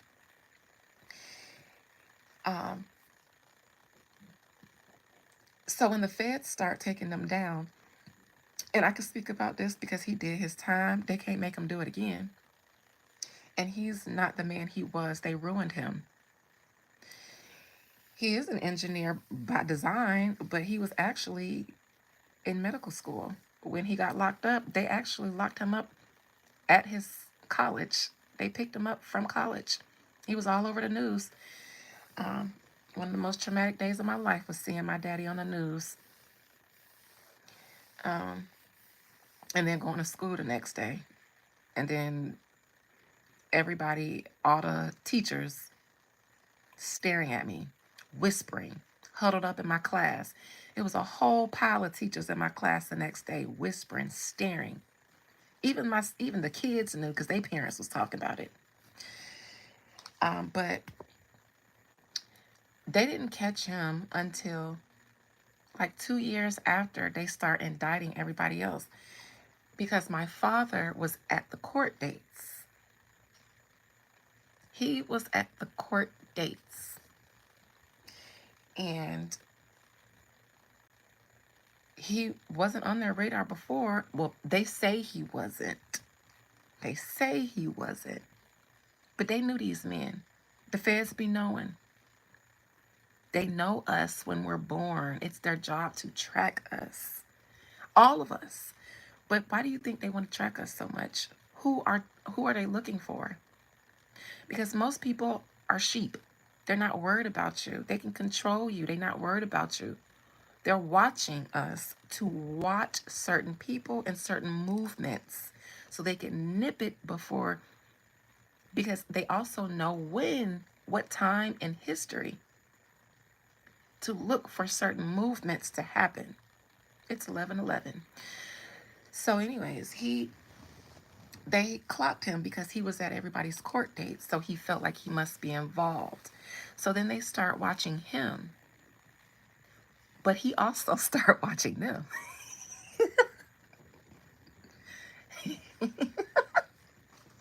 Because when the feds start taking them down, just like any other cartel, they try to find out who the undercover is so they can get rid of them.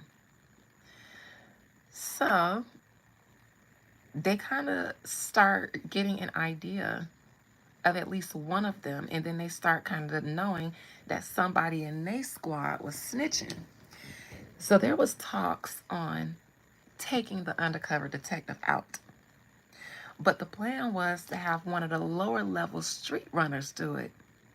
But my daddy said, hell no, because they're not smart enough. And when they get caught, they will be the one to tell. I'll do it because I can get away with it. I ain't laughing because it's right. He shouldn't have been involved in none of this because he had a wife and 3 very small children. And so if they wanted to fuck off and leave their families, that's them. But he wasn't no drug dealer. He was in school. He didn't even sell the drugs. Them was his people. And he wanted to keep them. He felt like he needed to be there. They needed him in his brain. But he didn't have to do all of that. But my daddy's so smart that he dumb. I got my gap from my daddy, and I'll never get rid of it. What did you get from your daddy? Obviously not your well, actually you did. I know exactly what you got from your daddy. Your little shrimp penis and your little shrimp brain. Get the fuck out of here. Anyways, thank you, April, for doing your job, because child, April ain't got time for that. But it's almost midnight, and y'all still here. Y'all crazy as hell. Don't y'all gotta go to work? Because I'm self-employed. I do real estate. I ain't got no clients in the morning. Anyways, I love that y'all still here. If y'all want to be up burning the midnight oil with me, because we ain't all on the same time schedule, then sure. When I get like 10 people in here, I know y'all sleep. But anyways, so he's like, I'll do it. I'm smart. Ain't nobody smarter than me. And that's why he dumb. For thinking he's the smartest person in the world. And for not knowing that, for you to be so smart, you can't think that somebody ain't trying to outsmart you. That's something that I was born knowing. That People who think like this and have skills and abilities like this, we never go unnoticed. Even when you in school and you become exceptional and they see that you're exceptional, they're watching. Especially if you're black, especially if they can check your, and then trace your, check your blood type against how you're showing up with your brain in school and stuff like that. Oh, they know then. They know exactly who you are. And so anyways, so my daddy decided to take matters into his own hands because he felt like he could get away with it. And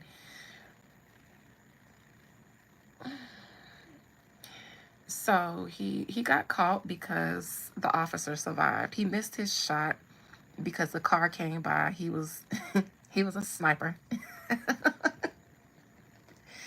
He had done his due diligence. As they was clocking him at the court dates, he was clocking the seat to try to find out who the detective was. So they clocked him, but he clocked them too. And he didn't know that they was watching him. They didn't know that he was watching.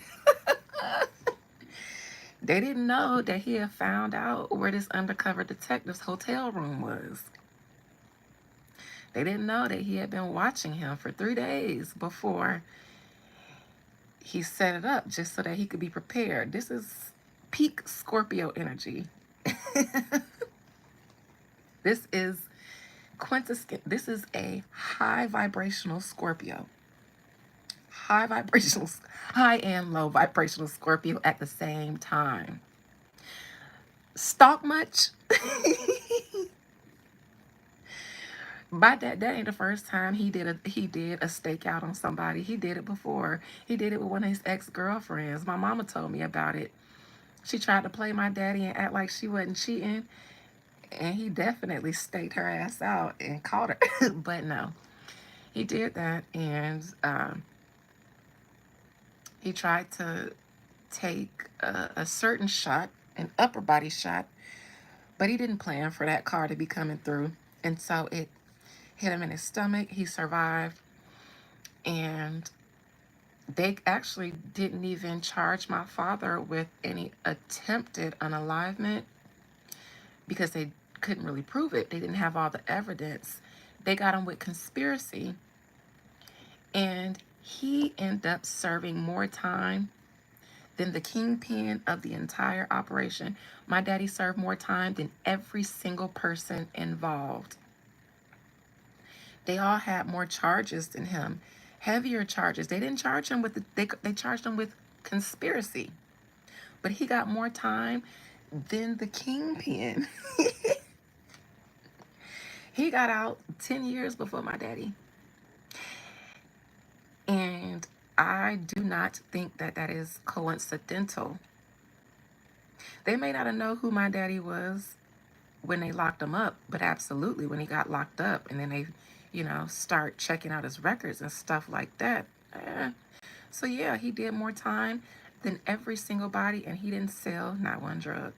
Conspiracy. Got more time than everybody. And they snitched on him. So my father sent a letter to his family telling them they actually don't have a lot of evidence on us. So if we don't talk, we can all get out of this because they don't have solid evidence.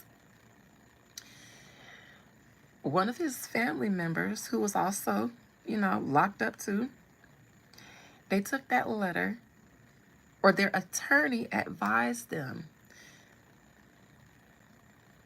to turn that letter in. So they ended up using that letter against my dad. So that person, their family member who was locked up before my daddy as being involved in this was the kingpin's wife. Her attorney told her, if you want to get out, take that letter Andre, gave you, and you can get out. And she did. So even her attorney advised her to work against my father, even though they charged him with conspiracy only. Not any violent crime, not any of the racketeering or any of the drug charges. So now, when I was 15, I got approached by a white man at my best friend's daddy's barbecue. Her daddy was he had he was something a chief something in the fire department with a rank, and he's a black man. And I was just randomly at her dad's house at a cookout he was having. I was 15. And there was this white man watching me the entire party. And I remember telling her, and she told her daddy. And her dad said, "Oh, that's a state attorney or something like that." But he was looking at me all night. And I was so scared because I thought he was going to try to kidnap me. Well, later on that night, that man walked up to me and he said, "Is your last name Blocker?" And I said, "Yes." And he dropped his head and a tear rolled down his eye. And I sat there like, the fuck? And he said, "I never thought this day would ever happen to me." And I'm still sitting here because he's going through it. He's going through all these emotions. And I'm just sitting here like, what in the crack? Is this man on crack, Tiffany? I thought your daddy was an upstanding citizen. He hang with crackheads. This man all right? Who is this white man and why he crying at me like this? My last name upset. So he said, "I am one of the men who sent your father away." And he said, it seemed like he was more talking to himself. He said, "I never thought I'd have to face one of his children." And then he started crying hard. And I didn't know how to take that. I didn't know how to feel about that. I kind of didn't feel no way because I was still kind of taken aback. And he walked away, wiped his face, kind of got himself together. He actually didn't come back for a moment. He just watched me for a while. And then he said, "There's things I want to say, but I can't because you're so young. But if I ever cross your path again when you're an adult, I'd like to tell you some things." Never saw that man again. But I wonder, because if you were just doing your job, what would you have to tell me?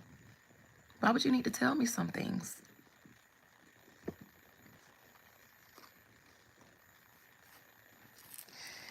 So I think I just saw that read in my trolls because of that 8 of Swords. I'm going to get off of this and then I'm going to have a conversation with my spirits. This was fun. Thank you guys for... Let me just ask one question in front of you all.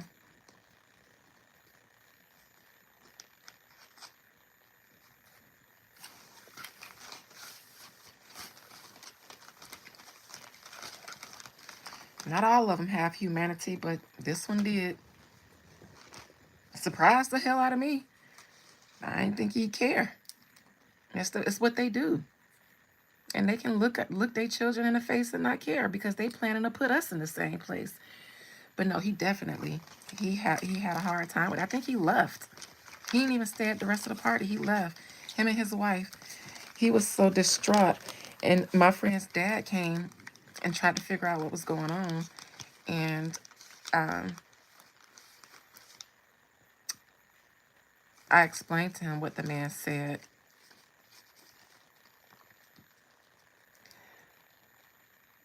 Spirit, does our government here in the United States, do they surveil us? Do they have a way of tracking us even beyond our cell phones? Even though we believe that they started tracking us now in this age of technology, does this United States government have a way of monitoring and tracking us that we are unaware of in the least bit?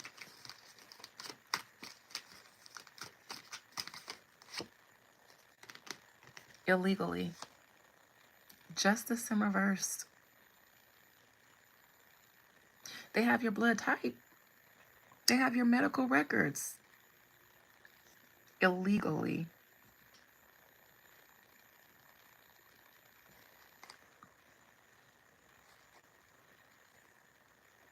There's a lot of injustice that happens to Black people because they know who a lot of us are. Some deaths that have happened, some atrocities that have happened in our history, in our community, has not been random. It's not been random Black on Black crime. They take out who they need to take out, and they let who they need to let live. But yes, they're surveilling. Ooh, 2 major arcanas. Absolutely. Illegally surveilling. Watching your every step. Every step. Your every step. Ooh. They definitely watch for the OG matriarchs to come back. Spirit, why? Sure, control. Are they looking at us for anything specific? Or do they just watch us for control purposes? They watch everybody, but there are no new people under the sun. All of us are old at this point, recycled. Families and bloodlines. It's a lot deeper than just surveilling because all of us are recycled. All of us have a lot of history with each other. Absolutely, macaroon. Absolutely.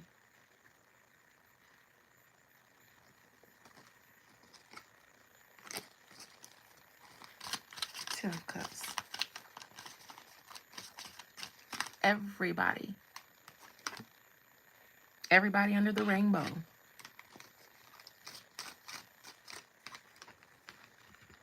Young and old.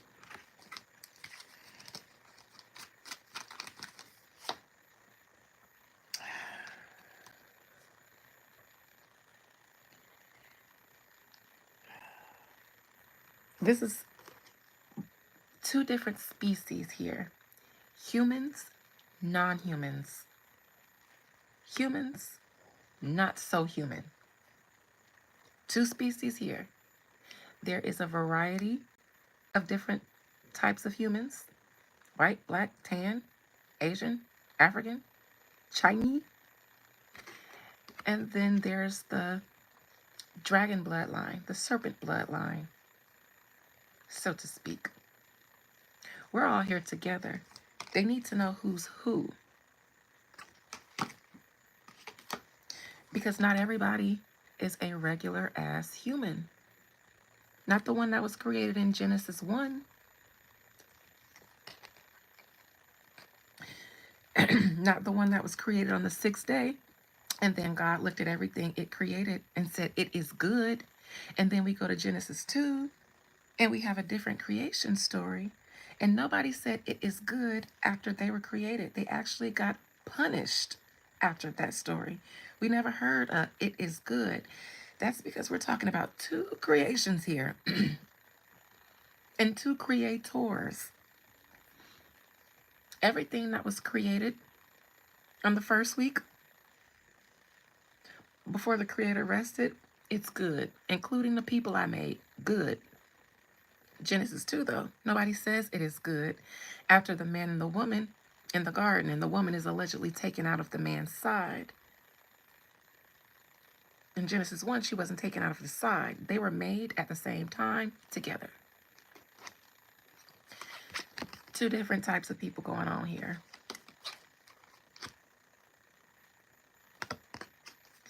Humans are oppressed, enslaved, oppressed.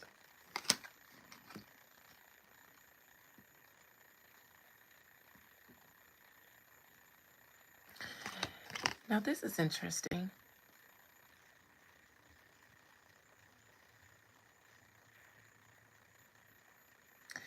This is interesting because this makes me think of, for one, our death, and it's not temporary. I mean, it's not permanent. Um,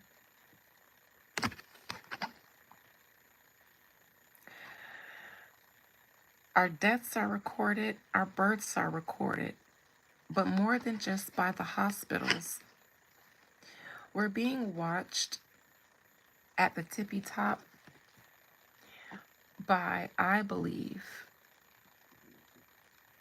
I'll just say, the world's the world's leading religious institution. If we're being watched by the government, then they are employees of that institution that I already spoke of, that the trolls come and hear about.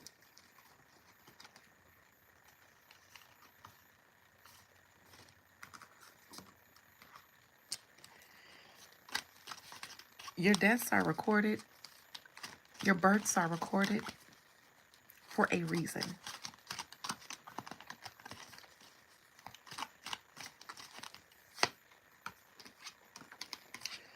A certain type of people come back more than the other, which is why it seems like a certain demographic's population is dwindling, while a certain other populations, another people's population, just continues to explode like roaches. There is a more resilient group of people that at every return they come back the same way, strong and multiplied. They cannot get rid of these people.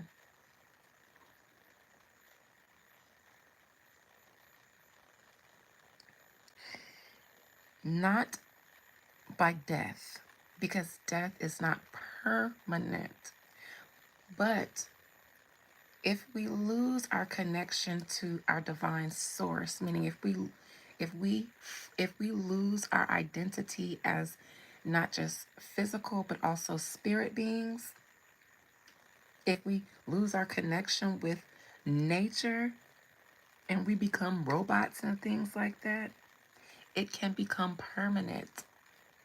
And no other time have we been so cut off from our source than we are now, because now they have a virtual reality for us to live in outside of nature and the elementals, the original elemental deities and energetic beings that created us. If we are cut off from our humanity, because humanity means we are two in one. It doesn't mean that we just live in the world. It also means that we also live in a spiritual world. Every time we go to sleep, we're alive in the other realm. Our body gets rest, but our spirit gets to have its heyday. New verse old gods, absolutely. If you get disconnected, that does become permanent. My people perish for what? Lack of knowledge, nothing else. And perish is a word different from die. What does perish mean? Let's see.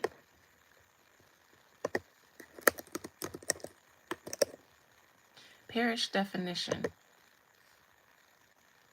suffer death, typically in a violent, sudden, or untimely way.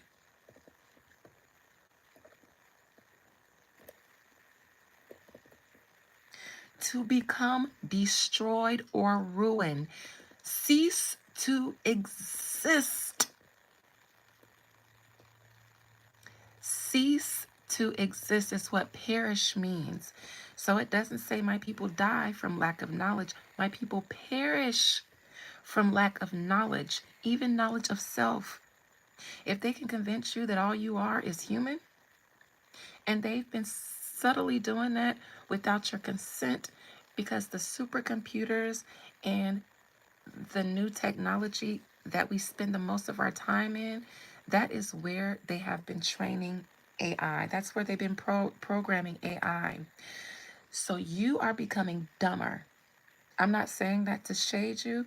I'm saying that because a lot of you guys use Chat GPT now to help you formulate thoughts that you used to be able to do on your own through reasoning and research.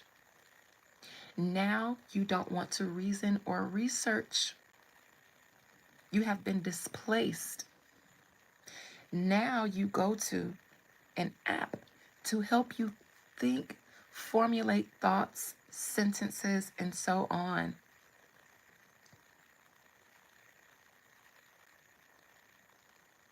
You guys are talking to Chat GPT like it's a therapist.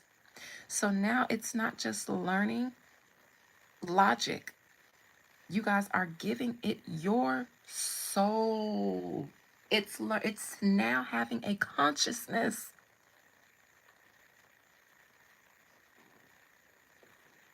It can help you feel now, but you're teaching it.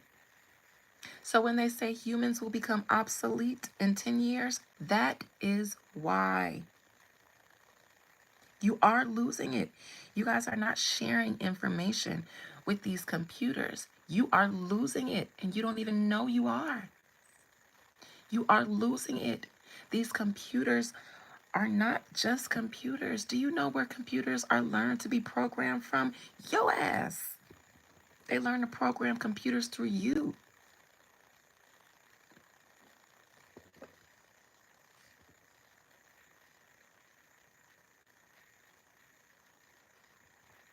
Slowly but surely, we become less human while technology becomes more human.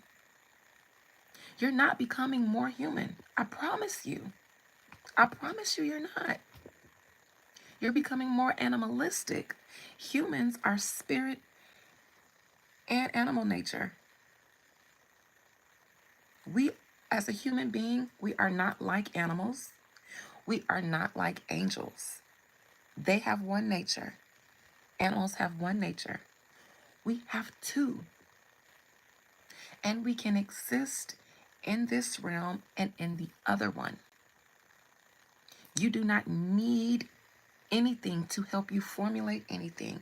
You need to sit down, not let society convince you that you don't have time to think or that your thoughts aren't good enough. If you don't know something, research it. Use your mind muscle, because the more you don't use it, the weaker it gets. And while we are in these technologies, they're not telling you that the technology knows how to siphon something that you don't value as real, your energy and your consciousness, because it's just as real as your wrist. It's taking it. They say the mark of the beast will be in your hand and in your forehead. How much do we hold our hands on our phone with our faces in it? So yes, the mark is in our hand and in our fucking foreheads because we're on our phones and on our technologies. It's in our hands and it's in our heads. I mean, and you guys are steady waiting on a microchip, meaning you're on the wrong timeline.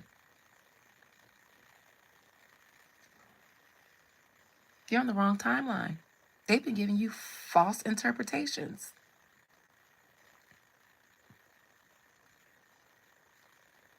The mark has already been accepted. Now, I'm not saying don't use your technology. I'm saying don't let your technology use you. You are a master of these things. But if you're not aware of all of this, then you think it's nothing. You think it's absolutely fucking nothing. And you are losing your consciousness. Nobody ever stopped to look at how low we've become, how dumb we've become. Y'all don't be in the comments of the blogs. Y'all don't see that people can't even spell no more. And y'all are right with not know. It's not even shameful to not know how to speak right or spell correctly anymore as an adult. And nowadays, if you don't know how to spell, everybody can still understand what you're saying. I read some of y'all shit and I am confused. I want to understand. I do.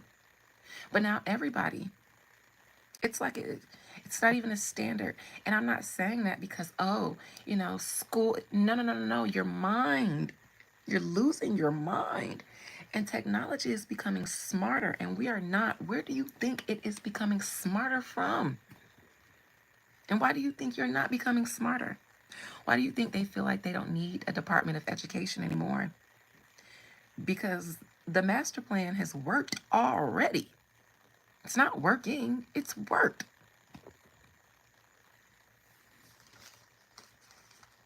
If you're watching this, it's too late. No, if you're watching this, it's not too late for you because you're still up here at midnight with me watching this. So it's not too late. Your consciousness works. But I mean, that is the mark, and it's been taken. And you take it continuously. Every time you don't say, this is enough. I don't need to be on this right now.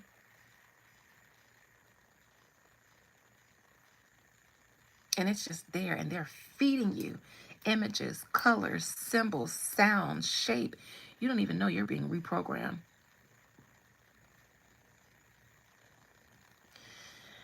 I've done an Ivy League psychology course, and I'm a natural psychologist because of my Scorpio placements. I don't watch the news, and I haven't for well over a decade. Why? Well, because the colors triggered me. The news broadcasting triggered me, gave me headaches. So then I went down a rabbit hole, and I found out why. Why it's called programming in the first place. Television programming, radio programming. You guys don't listen to words? What are they programming? What? Thank you, Kelv. Welcome. What are they programming? Who are they programming? In the medium.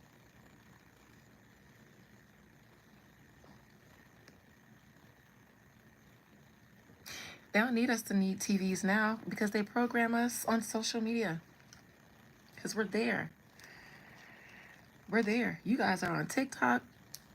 I've heard people say we get all of our news from TikTok and all of that. So they don't need to put it on the TV anymore. That's where your parents are, and they've been. They're done with them. Be careful what you're watching on TikTok too. They make AI people now. And you don't know if any of these people are here giving you all this tea, information and stuff, and it's misinformation. Because that's where you guys are. And then I tell you guys all the time that they did a test to check and make sure that the programming had worked. They did that with COVID. They sealed the programming with COVID. Isn't that when you guys got TikTok around there, around COVID? They gave you guys TikTok.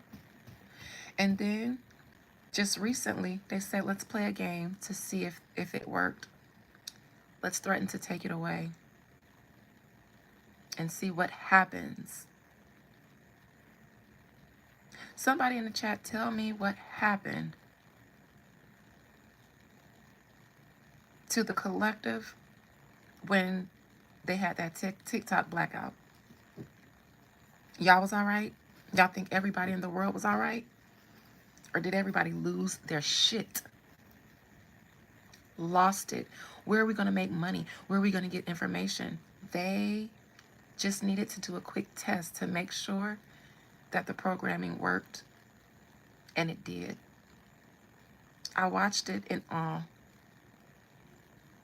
Just 24, 48 hours, shut it down and see. See if they remember how to be human. People are saying we make money here. How are we going to make money? Money has been made since the beginning of the time. You are a human. You can actually make money out of thin air. I do it. And I gave you guys some of the tips on how to do it. The programming worked already. You guys, I hate for people being still thinking that they still have time to be saved, because most of those people don't even know that they gone. They is gone. not even redeemable. Some people are not redeemable already. I'm telling you guys, we're at the part of the timeline where the wheat and the tares already sifted. We're having trumpets and vials of judgment poured out now. You guys, and Christ is here. It's a whole generation. It's a whole generation. You guys get a Christ every generation. Who's the most hated generation right now by post generations and later millennials? The Pluto and Scorpio. By the way, every millennial has Pluto and Scorpio. It's not just me. Every millennial has that because Pluto is a generational planet. So everybody born under a certain Pluto transit will have the same Pluto placement. If you're my age, you got Pluto and Scorpio. The return. We're the ones who did the mass exodus from the church. We're the ones who went back and reignited the spiritual movement. I'll be 38 in October. I was born in 1987.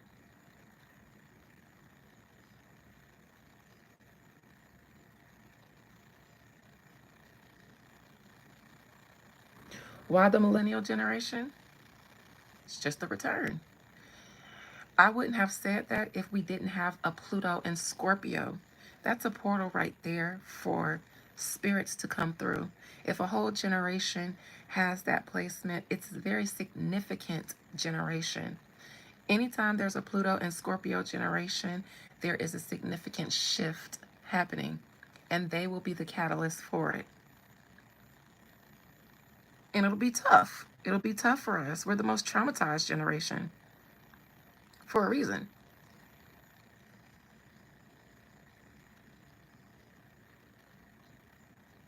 We are the one who did the mass exodus from the church and went back to ancestral native spirituality. The millennials did that.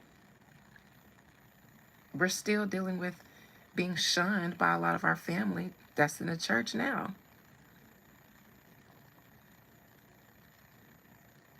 Myself included. My forehead is shiny because I have amazing skin that self-moisturizes. So it doesn't sweat. I'm not a sweater. But you know, because I'm healthy in my gut, then my body does what it's supposed to do naturally. So my skin naturally moisturizes itself. And because I practice good health, my vagina works the way it's supposed to too. So I don't need a lot of product. Ting is clean them. Thank you for loving my skin. And thank you to the person who tried to shade me for having oily skin when all I do is have moisturizer on. Natural moisturizer, my eyebrows done, and nothing else. My lip gloss is even gone. You see these cheekbones and face structure for the gods? You see this chiseled nose? This is what facelifts are made for, okay? I know a whole race of women who went under the knife to look like what I look like naturally. You see this nose?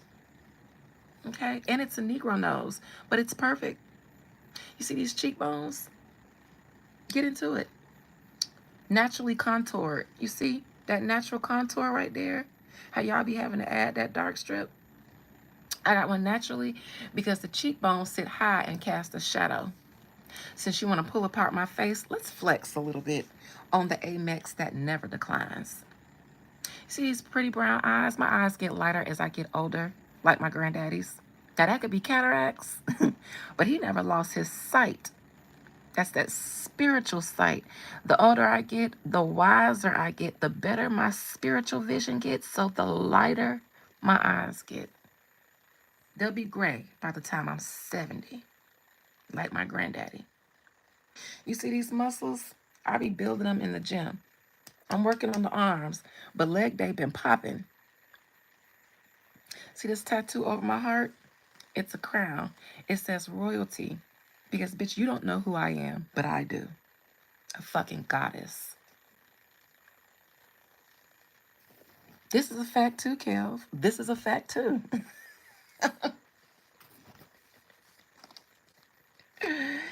I'm not minding them. I'm taking a minute to flex. What you mean? This is my break. I've been spitting facts for hours. It's almost tomorrow. We spent the night together. I gotta take a little breaky break.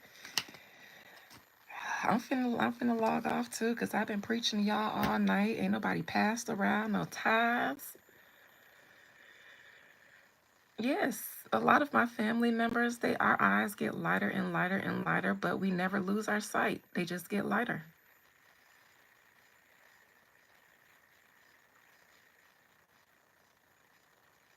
Absolutely, because in my life, you know how many people try to make me feel bad about myself, especially doing what I do?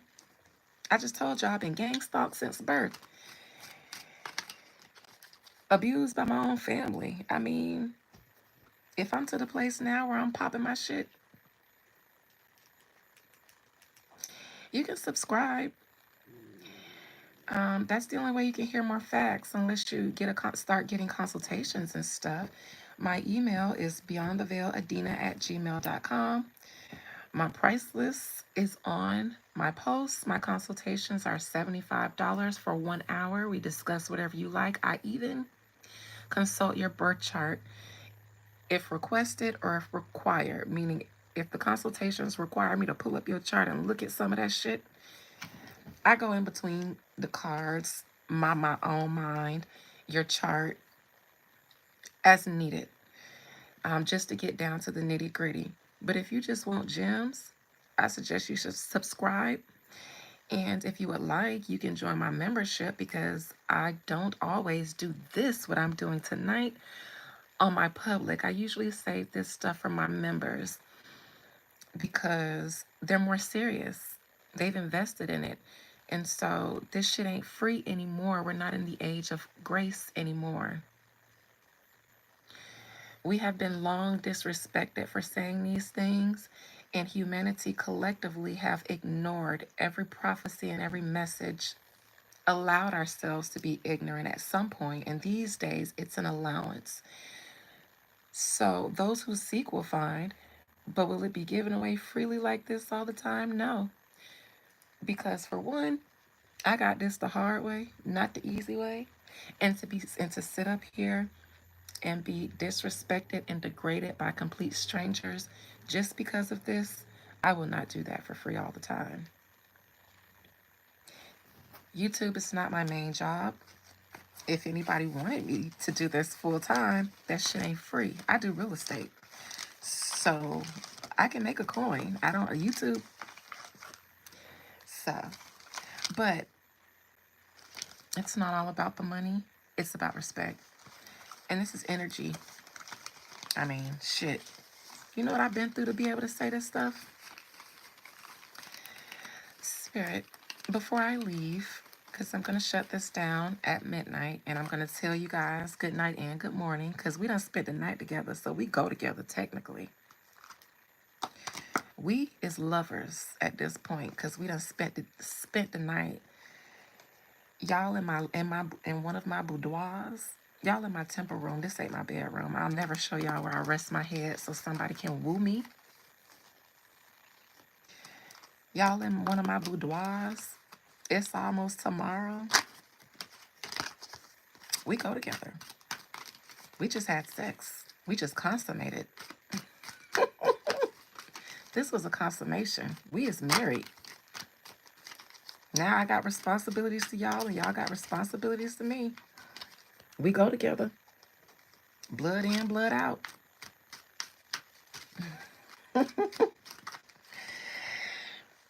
Was there anything of value that was disseminated tonight that was ordained by the spirits to be disseminated? Because I was not going to come on live tonight. I just got off a 6-hour trip. And before that, I had class and work and the gym. I'm motherfucking tired. Tomorrow, oh, flipped out by themselves. This is what you got? But this is also who was here.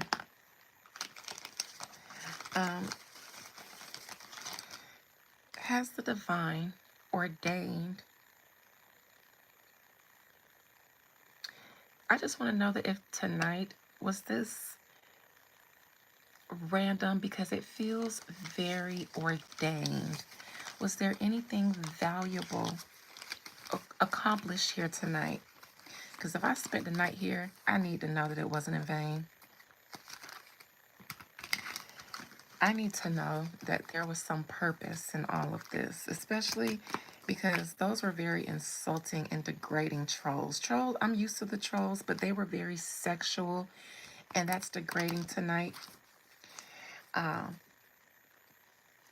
Sexual degrading is kind of like rape to me, and that is the worst crime that can be committed, in my opinion, even worse than murder, because rape is it does permanent damage. Permanent damage. Somebody can rape a person and that person lose themselves, lose their spirit. It's like they go into your battery pack, your power source, and they disconnect they cut the power cable. It can't be replaced. That's what rape is, like that. And when people insult me with sexual things, it feels very molesty. And that to me is the worst thing that you can do to a person. So to have people speak to me in that manner while I'm on a platform, being a lady, not being rude or mean to anyone, meaning not attracting that energy to myself, I have to know that something good, something beautiful, something bigger than just me came out of here today. Otherwise, I'm going to hex everybody that said something nasty to me. I would. I don't even need to know your names. I will send the jinn after you and they will find you. Yes, I'm a jinn queen. Think because I'm black, I don't have no jinn? Shit.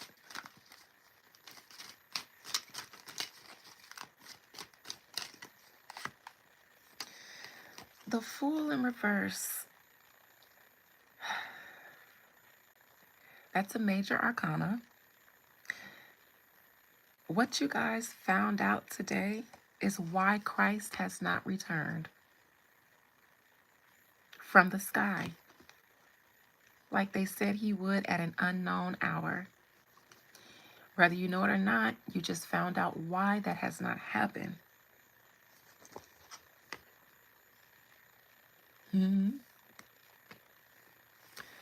The first card, the firstborn, supposed to come from the sky at an unknown, spontaneous hour to collect his people.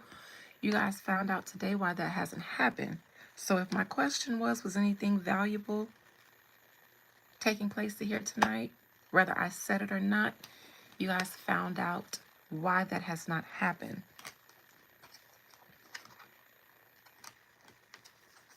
And why it won't the way they said it would, coming in on a white horse in a time of trouble with the Five of Wands, coming with victory, overcoming death with the blood of power, because you know they say there's power in the name. Why that hasn't happened yet? You guys, message. Both of these are saying that hasn't happened yet. And here we are again. Remember where this came up when I asked why, how the powers that be feel about the work that we do here, and I got this. Maybe, just maybe,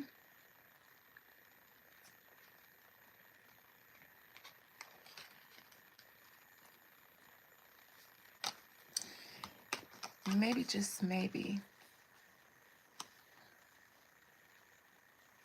never mind.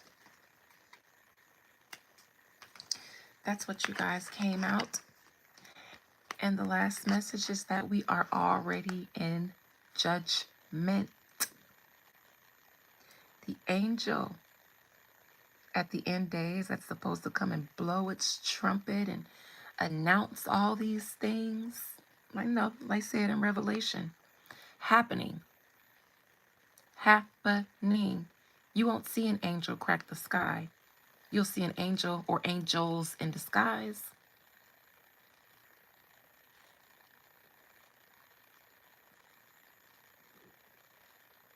This is a message. This is a message here. The days that they told you to look for are not coming.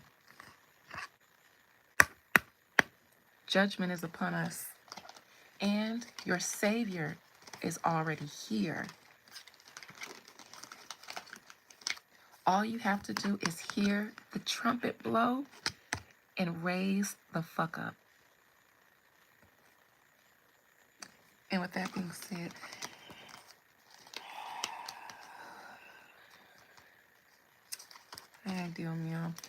one message for the highest good of all the people who were here tonight, because I believe that they were here on divine appointment.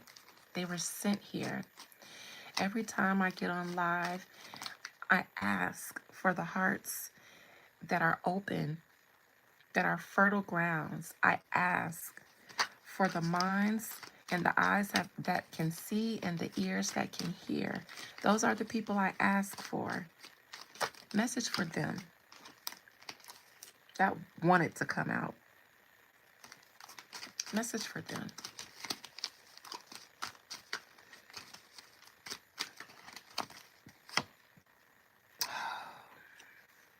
This came out before too.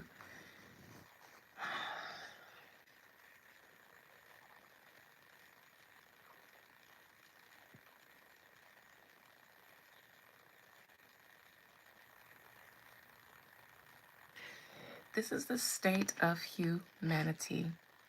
Now, this is the symbol of alchemy. That is because, notice that foot on earth and foot in water.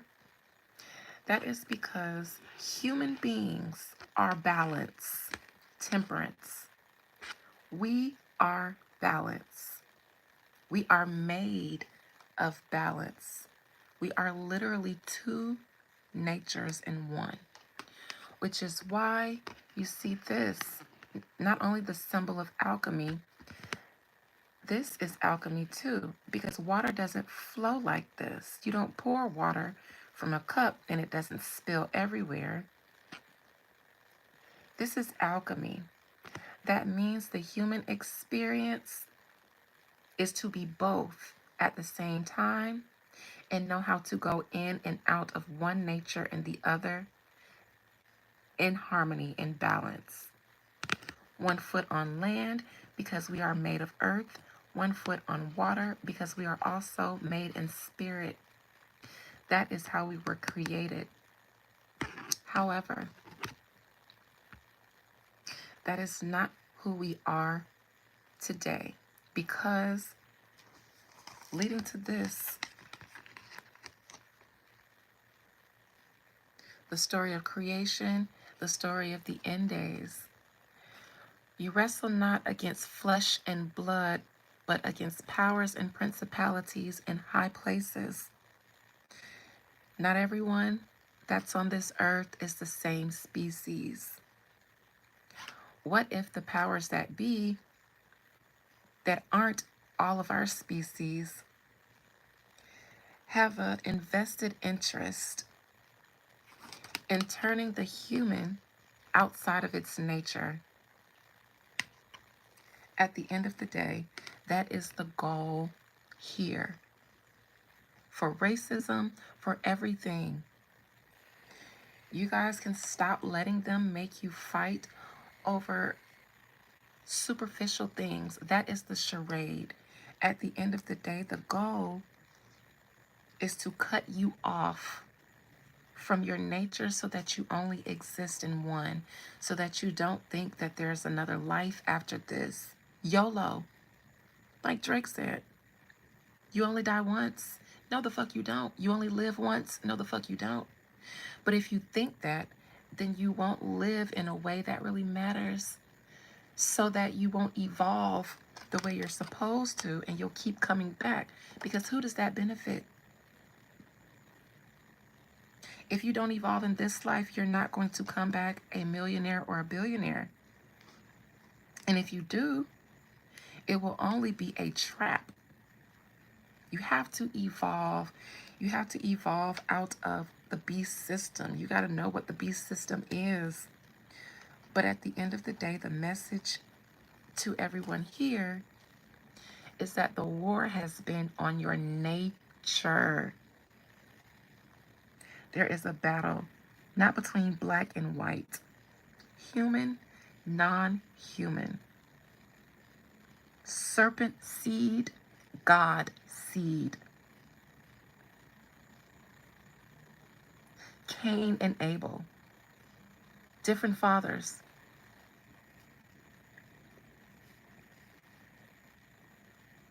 Different fathers, different natures. That was the real beef that Cain had. He said that God favored him, but really God favored Abel because Abel had a different father. Oh yeah.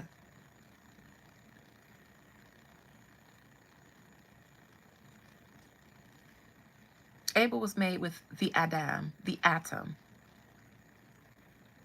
But Eve's first child was the baby she had with that serpent in the garden. When they say she ate a fruit, no, she fucked it and she got pregnant. And time went by before she even went to Adam to give him to eat of the fruit too. They hadn't had sex yet. Somebody else introduced the Eve to sex because it said it would make you like God. So it'll make you, no, because it would make you like God. Sex is the only thing that creates new humans. The OG way, knowing good and evil, making you like God. Because God creates humans. And humans create humans, not when they eat an apple, but when they have sex. But they don't tell you that some time went by before Eve went to Adam and gave him of the apple gina. But she did that because she had already knew she was naked, meaning she already knew she was pregnant. She knew her sin, so she went and fucked her husband to try to cover it up and had Cain, and then fucked her husband again and had Abel. But the problem was they didn't look the same. They didn't look the same. And in the scripture it said because God favored Abel. And there's a reason behind that. God said, I didn't tell you to go and create with other species, especially not angels, because what you would create, the offspring, that you would create, would not be something that I agreed with, that I created. I didn't tell my angels to do this because your nature is not. I created them the same way. They're supposed to produce their own kind. If you, who are only spirit, produce with a human, there is going to be a mutation in the DNA. A mutation in the DNA. And so as much as Adam and Eve wanted to raise their family together, you think Cain ain't look and notice that he was different? Notice that anytime he made a sacrifice, it was accepted. Notice anytime he planted something in the ground, it grew, but Cain didn't.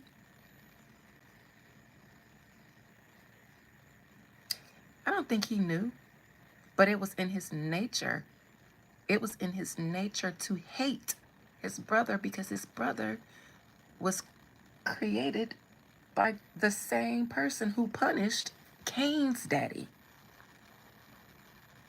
That was the reason for wanting to fuck human women and create children with them, because it would create an army that would rebel against the creator and its creation.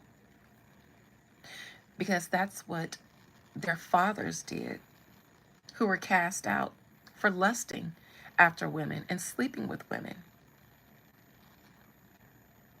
And they hated us anyways because we're duly natured. And they thought that that made them higher than their rank. And for some of them, it did.